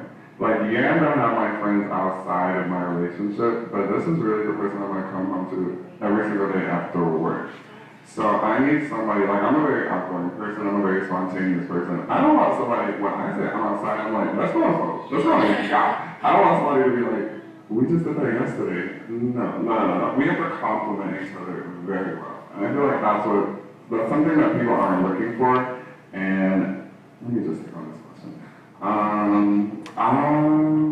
Generally speaking, I also feel like guys are looking, because guys are generally like they're more tough, like Brittany was saying. Like, they're looking for that woman that they can confide in and they can feel comfortable to feel soft, and they want to find that person that they say, okay, I do feel comfortable being vulnerable with you, so I am going to be vulnerable with you, because again, if this is someone that you are dating and marrying, you're going to want to feel vulnerable with this person. You're not going to want to be vulnerable with, especially as a guy, you're not going to want to be vulnerable with everybody in the mama. You're going to want to be vulnerable with your person. And you know, this is just going to stay between us.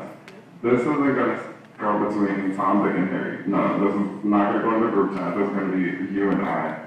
And that's it. And that's me.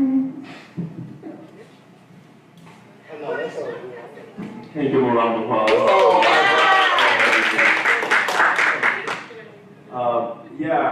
I think it is the case that men do want a woman he is attracted to. So, I mean, that's a W. So you want to get that win. But apart from attraction, Well, I'll speak personally because I know what I desire may be pretty different from what the average man desires. So I definitely want a woman who's intelligent because, you know, I like to have deep, insightful conversations. I would like for a woman to be able to adapt regardless of what room she's in. So if we're at a party or if we're at a networking event, if we're at an award ceremony, she knows how to eat properly. If we're at a club, you know, whatever the case is.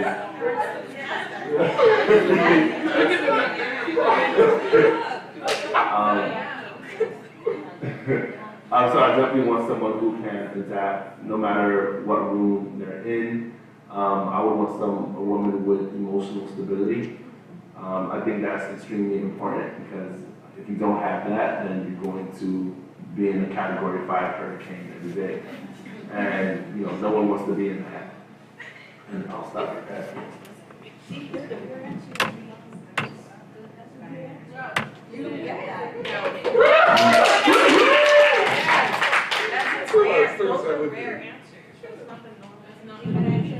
That's not the normal answer you get. Those are very good answers. I would frequently encounter people who have those kind of things we're looking for in a woman, but unfortunately that is not the reality that we deal with today.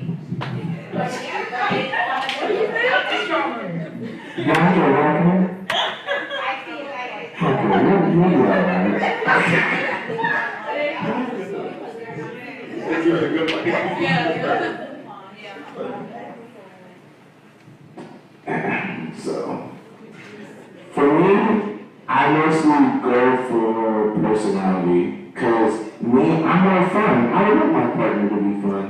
If I'm somebody boring, then I'm eventually going to get bored and start cheating. I'm not going to lie. Like, I would really just generally get bored, because it's not going to be fun anymore. And for me as a person, well, I'm sorry, like, if I can't find somebody that can't match my energy, like, I'm just going to generally get bored. I'm not even just ghosting that whole thing because I'm not going to be happy.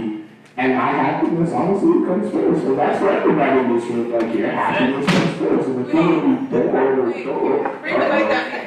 Bring the mic down here. that's honest. I'm going to be inside of you. Did you say that you're going to cheat if you're bored? What's the question? You said you're going to cheat if you're bored. I remember I think what he's trying to say is that a lot of men will cheat if they're bored. Okay. We do have some comments in the chat about the share. Janelle says, I agree 100% with you. Men are whipping sex above all else. Janelle. Yes. And we do have Janelle saying earlier, honestly, there just shouldn't be an expectation for a woman to pay if the man is the provider. I think they're still having this conversation on YouTube. That money conversation is still going on. So, okay, so when we have two videos that we're going to play, and I think they're two back-to-back, so we're just going to get that prepared. But I'll just have you all share your last response on this. Oh, you did not finish. You took the mic from Chris, he wasn't finished, I'm sorry. So I'm going to be inside this today. But like,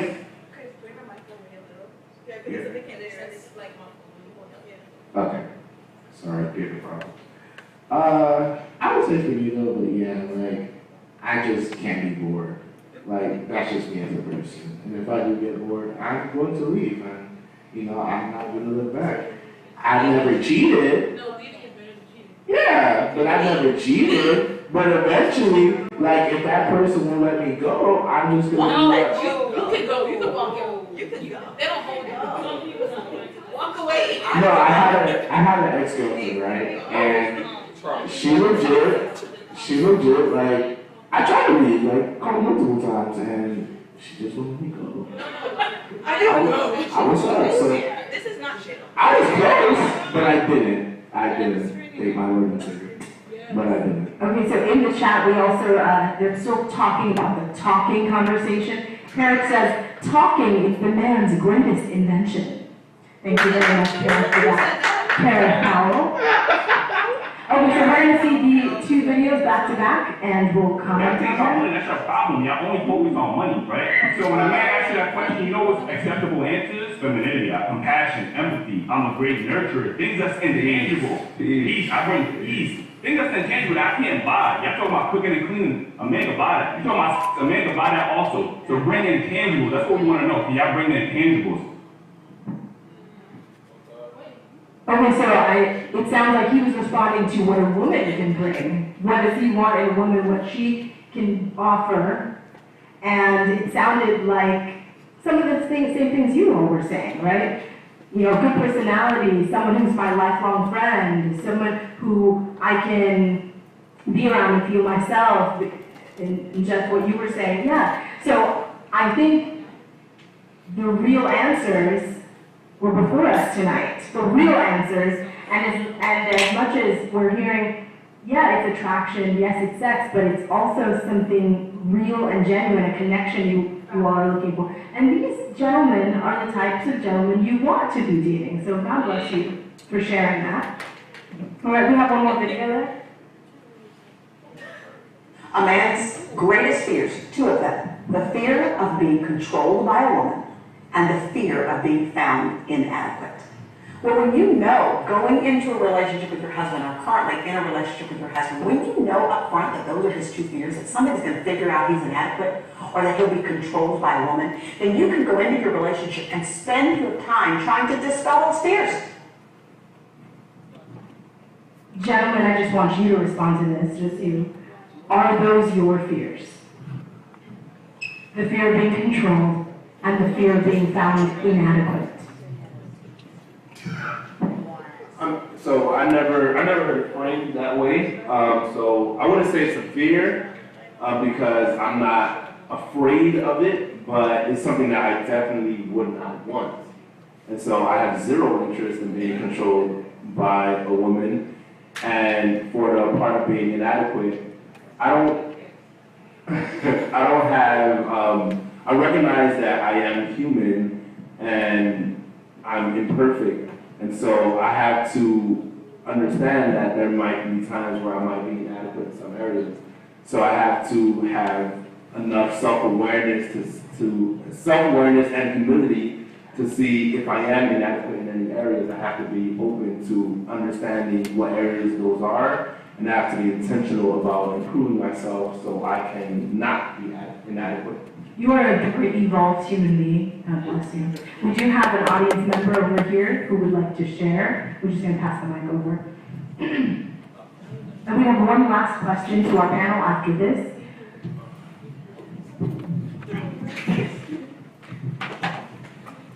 I feel like her response ties into the question that was asked earlier, where it says, would you be a humble female or a tennis player? That ties in because a man would more go for a humble teacher because they don't want to feel inadequate and they don't want someone who's going to control them. So that answers the question. That's what you were saying. Yes, oh my God. But I agree with that, but I feel like there's also some guys who don't mind being taken care of by a woman.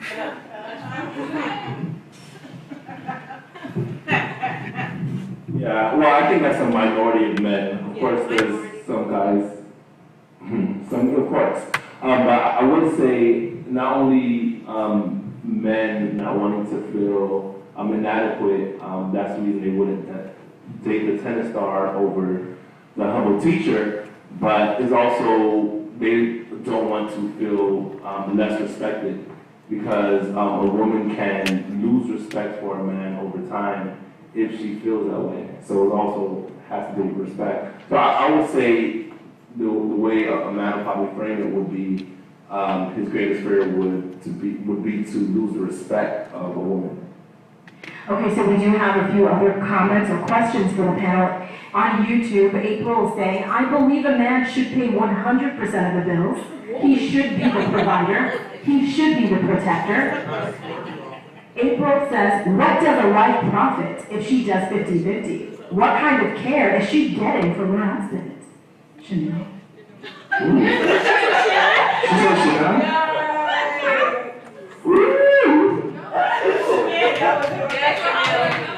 I don't even know what I'm like. I don't know what? She said, what's your What does a wife profit if she does 50-50? What kind of care is she getting from her husband? I think she joined the conversation a little bit late, because I was saying, a little after that, I also said that I don't, because I know that I can afford it. I want to get into a relationship if I wasn't able to afford to provide 100%, but I feel like, honestly, in just a general aspect from a guy, if I'm doing everything, I think this is what he was asking, if we're doing everything 100%, like paying all the bills, all of this, every time we go out, what are you doing? I'm very independent. I can cook, I can clean, I don't like being taken care of. I'm very independent.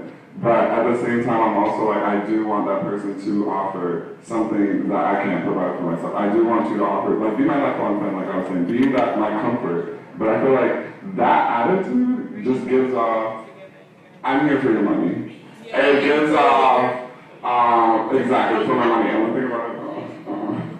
It's giving off, you can really do what, you can apply the pressure that I need you to apply. That's what it's giving. And respectfully, nothing is. High pressure. Okay, Becca. And then we have a last question for Pam.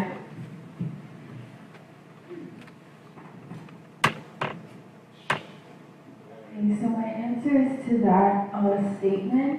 So I think we're talking like as a general, you know, but then as you said, there are minorities and things like that, opinions. And there's people who do things like that. And then, okay, so to me, that's the woman who's expecting their man to be financially stable. They want to do like this and this and that. Now, that man though, because there are those men who have like, I don't want to say kind of like trophy wife, but some of those men who are paying 100% of everything and doing this and that, they're going to expect you to do as they say. A lot of the people who have like a lot of money, that's the type of mindset that they have. So it's like, you're going to be expecting all of that, and they're going to be expecting, okay, so when I say this, you do that, and then this and this and that.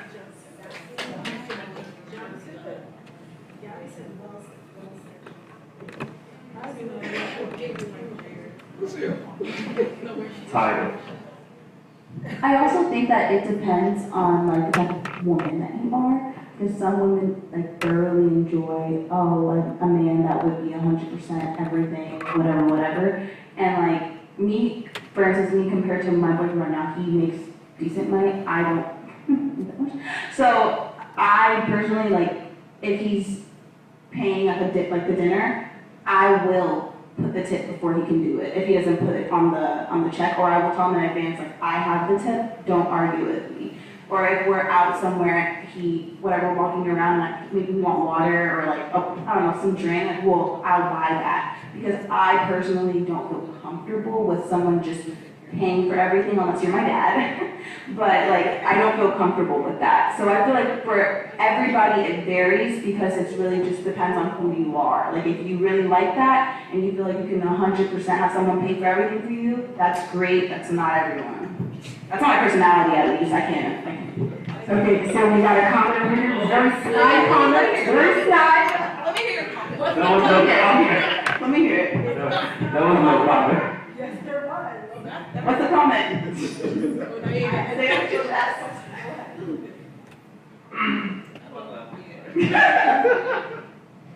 Alright, my comment is towards what you're saying. You said, I won't let you pay for everything unless you're my dad.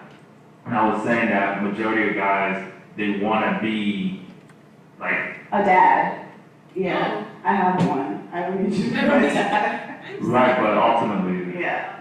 And I get that. Saying a girl is looking for a dad? Is that what you're saying?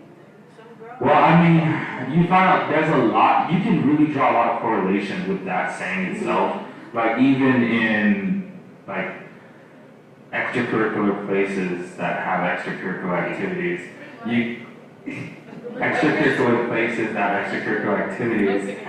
can say that a lot of those people who are in those places have father issues, right? And they struggle with that. And so I think one of the biggest holes that a guy attempts to fill as a provider is to also be that person that takes care of you in a holistic perspective. But I'll drop the mic. I feel like that's okay, like if you're in a marriage, I feel like in a marriage that's okay. Like to be okay, like you want to be like the provider, never had one or whatever. Like that's fine. But like when we're dating, like you're not my dad. So like, no. Okay, so we got some responses here. Karen says, April is only right if the woman isn't working at all. If the woman is working, then once married, bills should be equal, same account. We have a response here from YouTube. Gabby says, yes, Brittany. Kush says, April, wow. Okay, thank you very much for those comments. We have one last question for the panel here. We're going to pull that slide up. And the question is this. Is it okay to date someone who needs you to help them heal? Is it okay to date someone who needs you to help them heal? I want to hear from the young professionals. Is that okay?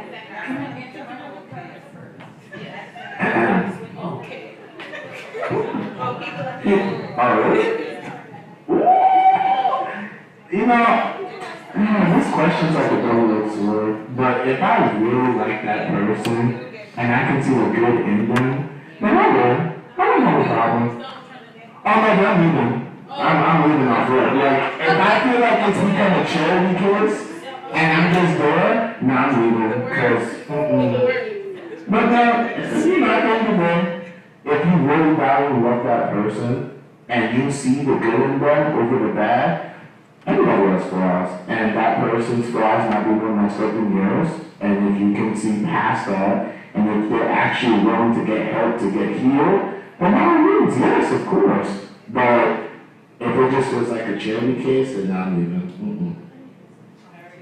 So someone's commenting what you're saying. Karen is saying, someone who's broken should not be dating. Run for the hills. That's a great answer. That is tough.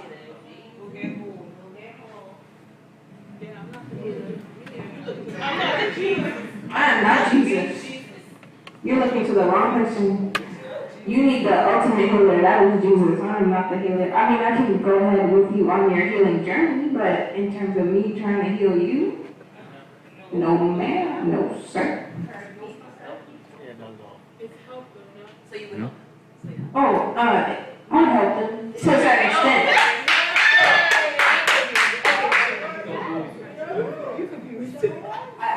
I read it as heal them. Yeah, I can direct you in the right direction. advise them. Yes. Be your friend. Be your friend. Strong friend. Strong friend, but if you are constantly needing me to help you and you're not helping yourself, then it's going to be a struggle.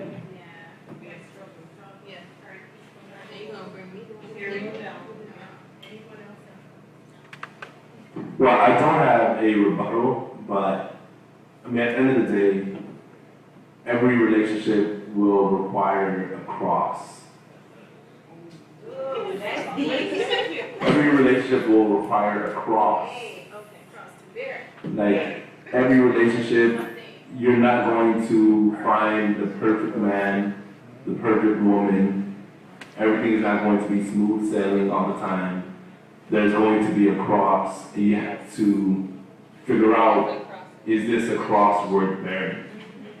So if you are still healing, and if you are hurt, or if you are vulnerable in areas that the person you are with is weak in, then both y'all are weak in the area, and it won't be beneficial to keep trying to help that person because you still need tons of help in that area. And so I think you can take someone who's trying to heal and you can help that person if you are strong in that area. And if you're not strong, or if you are strong but you're like, I don't want to deal with that problem, then you have to find someone else and deal with whatever cross they come with. Yeah, I was gonna say it really does depend on what you're healing from, because we can think that we're like perfectly fine or we're good enough to date, but you can be broken in something that you might not even think you're broken in. Things come out when you're dating someone, so you might think that you don't have an anger issue, or you don't have a pride issue or an unforgiveness issue. You might think that you're fine operating that way, and then you meet someone who tells you, you should forgive like right away, activate it, whatever, right away, and you might think that that's crazy, but that you can help that person on a journey of how to just actively forgive, or just little things like that. So it really does depend on what you're healing from. I wouldn't say like if someone has had like a huge traumatic situation, like a death that's really close, I can usher you to who heals me, who's Jesus, and I can introduce you, and I can, point you to a church, so on and so forth. I provide you with sermons and all that, and songs of worship, all that. But I wouldn't personally get into it. I don't think you should get into a relationship until you're stable in that aspect of dealing with certain things. But everybody, we're all broken to an extent. We just don't know right away everything about ourselves. That's what I would say. So, no, actually it's not. So I was just thinking on everything that was said, and I'm thinking that, so if somebody is normally in a relationship and they don't know, right, that they're broken or whatever, and it gets revealed to them, ultimately, I mean, based on scripture, all men fall short, right? All women fall short to the glory of God regardless, right? So everyone has an inner struggle that they're dealing with regardless. Like everyone has something that they're fighting, something that they're wrestling with to overcome, to be better some way, somehow. And are we saying that they shouldn't attempt to be in a relationship until they've overcome this? Are we saying that that if somebody is dealing with something that they're not worthy of being in a relationship with, what are we saying about that? I agree with what Brittany says, that it just depends on what the person is healing from. I also like what you're saying. It just depends on what you were doing before you started dating. Are you aware you had this thing because everybody has a struggle with each other, but are you aware of it, or is it something that you're not actively working towards? Because if you're working towards it, I'll say, okay, we can do this. But if you expect me to be your therapist, no. Jesus is beautiful. Therapy, phenomenal. Jesus and therapy, hello. But don't expect me to be the Holy Trinity of those three. No. As long as I don't mind helping you, because I'm honestly, I really am a huge nurturer. It's who I am. But I gotta see you actively working for it. So what do you say to people who have been in church all their life and they're saying, God's going to send me somebody and that person has to be perfect? And the reason I'm bringing this up is because we live in such a futuristic, the millennial that we're living in, everything is now. Everything is, if you don't like me, let me go find a date tomorrow. Like everything is so microwave. We've been dating for, a year. You don't like my toes now, all right, fine, you're done. It's like, we're living in that kind of generation where everything is just so, you can move on so fast, so quickly if someone has a little issue, if someone has a little tendency or anything of that nature, right? So if we're living in that generation, and you have somebody who's in church who's like, God's gonna send me somebody who's perfect, when we all know none of us are, unless you're an angel. But nonetheless, you have to be a literal angel. Yeah. But nonetheless, Like, what do you say to someone like that who's saying, like, you know, like, God's gonna send me somebody, and they're gonna be good, instead of going out there, instead of, you know, putting their own fears on the line, saying, you know, maybe I'll find somebody who is dealing with something and actually grow with them or whatever.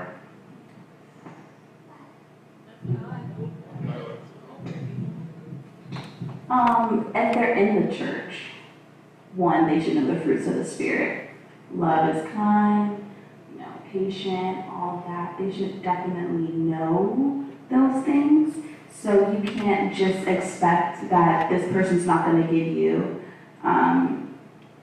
It's just, that is just not realistic to think that someone, you know, that's kind of thinking like God is just going to drop someone, boom, out from the sky, and like they're just going to be perfect. And if a person comes along and, you know, they have majority of the qualities that you're looking for, and they just happen to have a problem with, like, say, apologizing, or just like being a little bit less self-aware in a certain aspect, then you can't just be like, oh, that's not the person, they would have been perfect. Like, that's not realistic, because then you're going to miss out on opportunities. And the reason why I used apologizing, because I actually had a problem with apologizing. And that was something that I was, even till yesterday, ushered into. Really, I would say that my boyfriend kind of showed me, you know, okay, the way that you say sorry is just like, I'm sorry, like that's it. If it's something that if it's something that I've like hurt you, or if I've said something that's really offensive to you, you just say I'm sorry. And for him, it's like, that's it. You didn't even analyze what you did wrong or whatever. But for him, it's like you need to go back and say, I can see why in this situation you felt this way. You know, break it down and really analyze what you did, so that I know that you understand, like, what you said to me was, you know, mean or whatever. And I think in that aspect, he's helped me be able to, like, apologize better. So I would say he probably thought I was a good catch or whatever, but I still wasn't perfect. And even in marriage, it won't be perfect, because you're going to learn more and more about the person. And when you see, like, hey, maybe they're not as clean as you thought they were, maybe they're just cleaning up because they were needing you, or maybe they were just cooking great, or you thought they were cooking great and bringing you lunch, and it was really their mom's cooking. Like, there's gonna be things, so you can't go into the mindset of like, oh, you're not perfect, because honestly, like, I feel like if you go into a marriage or any relationship thinking that this person is supposed to be perfect and then fall short, if you're not able to forgive them, and that might either result in, one, you cutting a relationship and it could have been something perfect, or two, like you cheating because you want to just go find that fulfillment somewhere else. And so I just think that that's just not realistic to think that way. It's very narrow-minded, and you will really miss out on great people if you just happen just to think like, no, the person's just going to be perfect and they're just going to drop from heaven. Now, it does sound like you all are changing minds and changing perspectives in the chat room. So thank you so much for your ministry here today. So we have Kareth, who's changed his tune a bit. It depends on what they are healing from. If it is a detriment to you in any way, then no. If it's something that you're okay with, aight. Kareth says, I think women overlook too many red flags. Red flag. Okay, then we have, on YouTube, April started saying, no, it's not okay to date a broken person. They need to fix their life first. They can leave you broken. But Gabby comes back and says, I love the different answers and perspectives.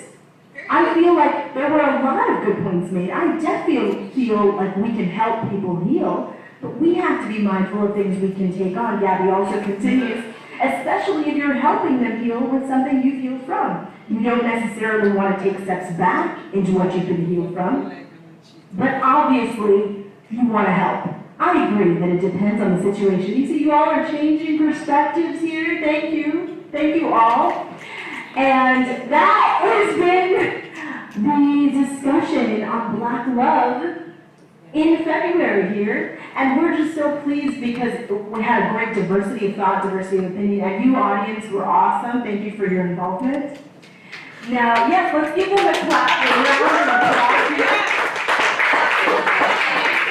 And to all those in the online world on Facebook and YouTube, thank you for watching, and thank you for involving yourself in our discussion. You all really brought some beautiful and rich texture to our talk here today. Now, we did promise some good, fun prizes here. So we do have some. We have one, which is the book authored by our very own Jefferson Noel on the panel. It's called Go How to Cross the Starting Line. So we're going to give that away. And then we also have Joshua, who is donating some fitness t-shirts celebrating fitness for all of us and as young professionals wanting to live holistic lives. So what I'm going to do is I'm going to do the first giveaway here. Jeff, we're going to have the first person to follow your Instagram. The first person to follow your Instagram will get this book here. Give me your, what's your, oh.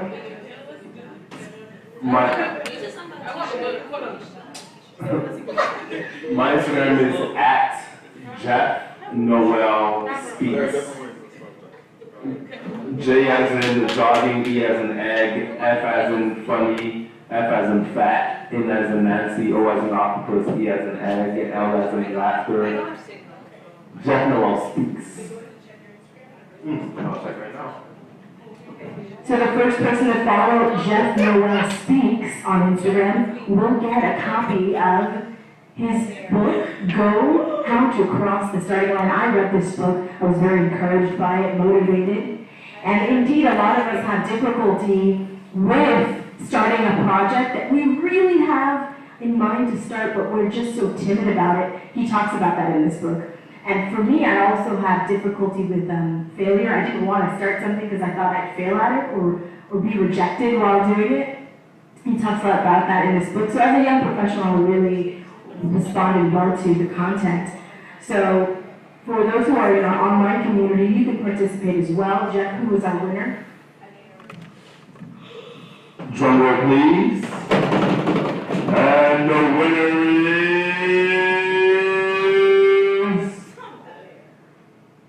Larry Miller. All right, I'd like you to award that to Larry. She's sitting right over there with a beautiful curly head and the beat face over there. Oh, he's going to write something in there for you, Larry. Okay, thank you. And we're going to give away 3 fitness t-shirts. All right, so, okay, great.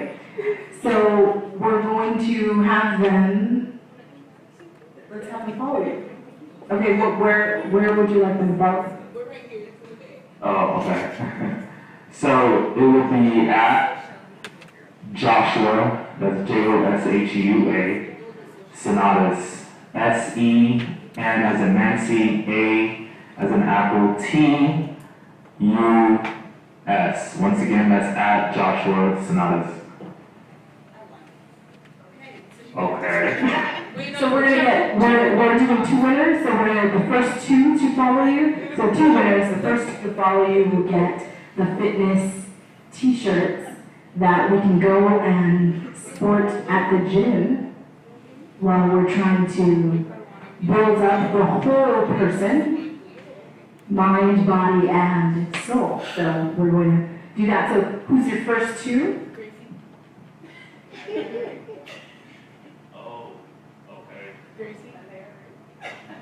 It cannot be a Larry. This is Just impossible. got it. So the winners are Deandra.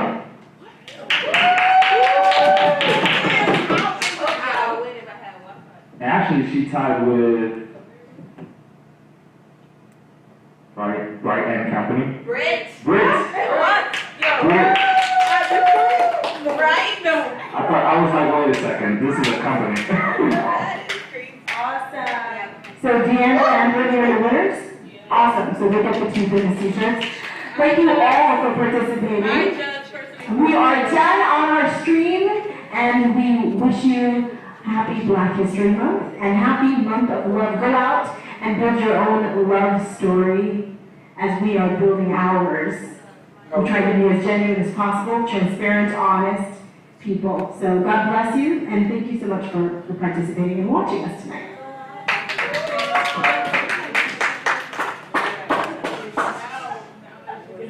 Thank you to our panelists.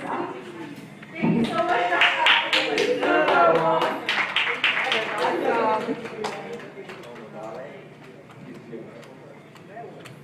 The stream is over. Thank you so much, guys, for listening. This was a great experience. And I hope that you all come back next time for the next one. I don't know if we're gonna do a panel, but like, whatever it is. And invite your friends and whatnot. I invited my friend, shout out to Rebecca, my best friend. Yes, she is. Shout out Rebecca. What do you mean? Yes, she does. But I'm hearing that too. I'm not super involved. Hey, Snapchat.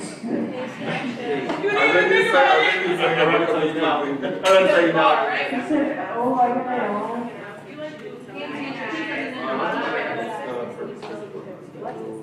Awesome stuff.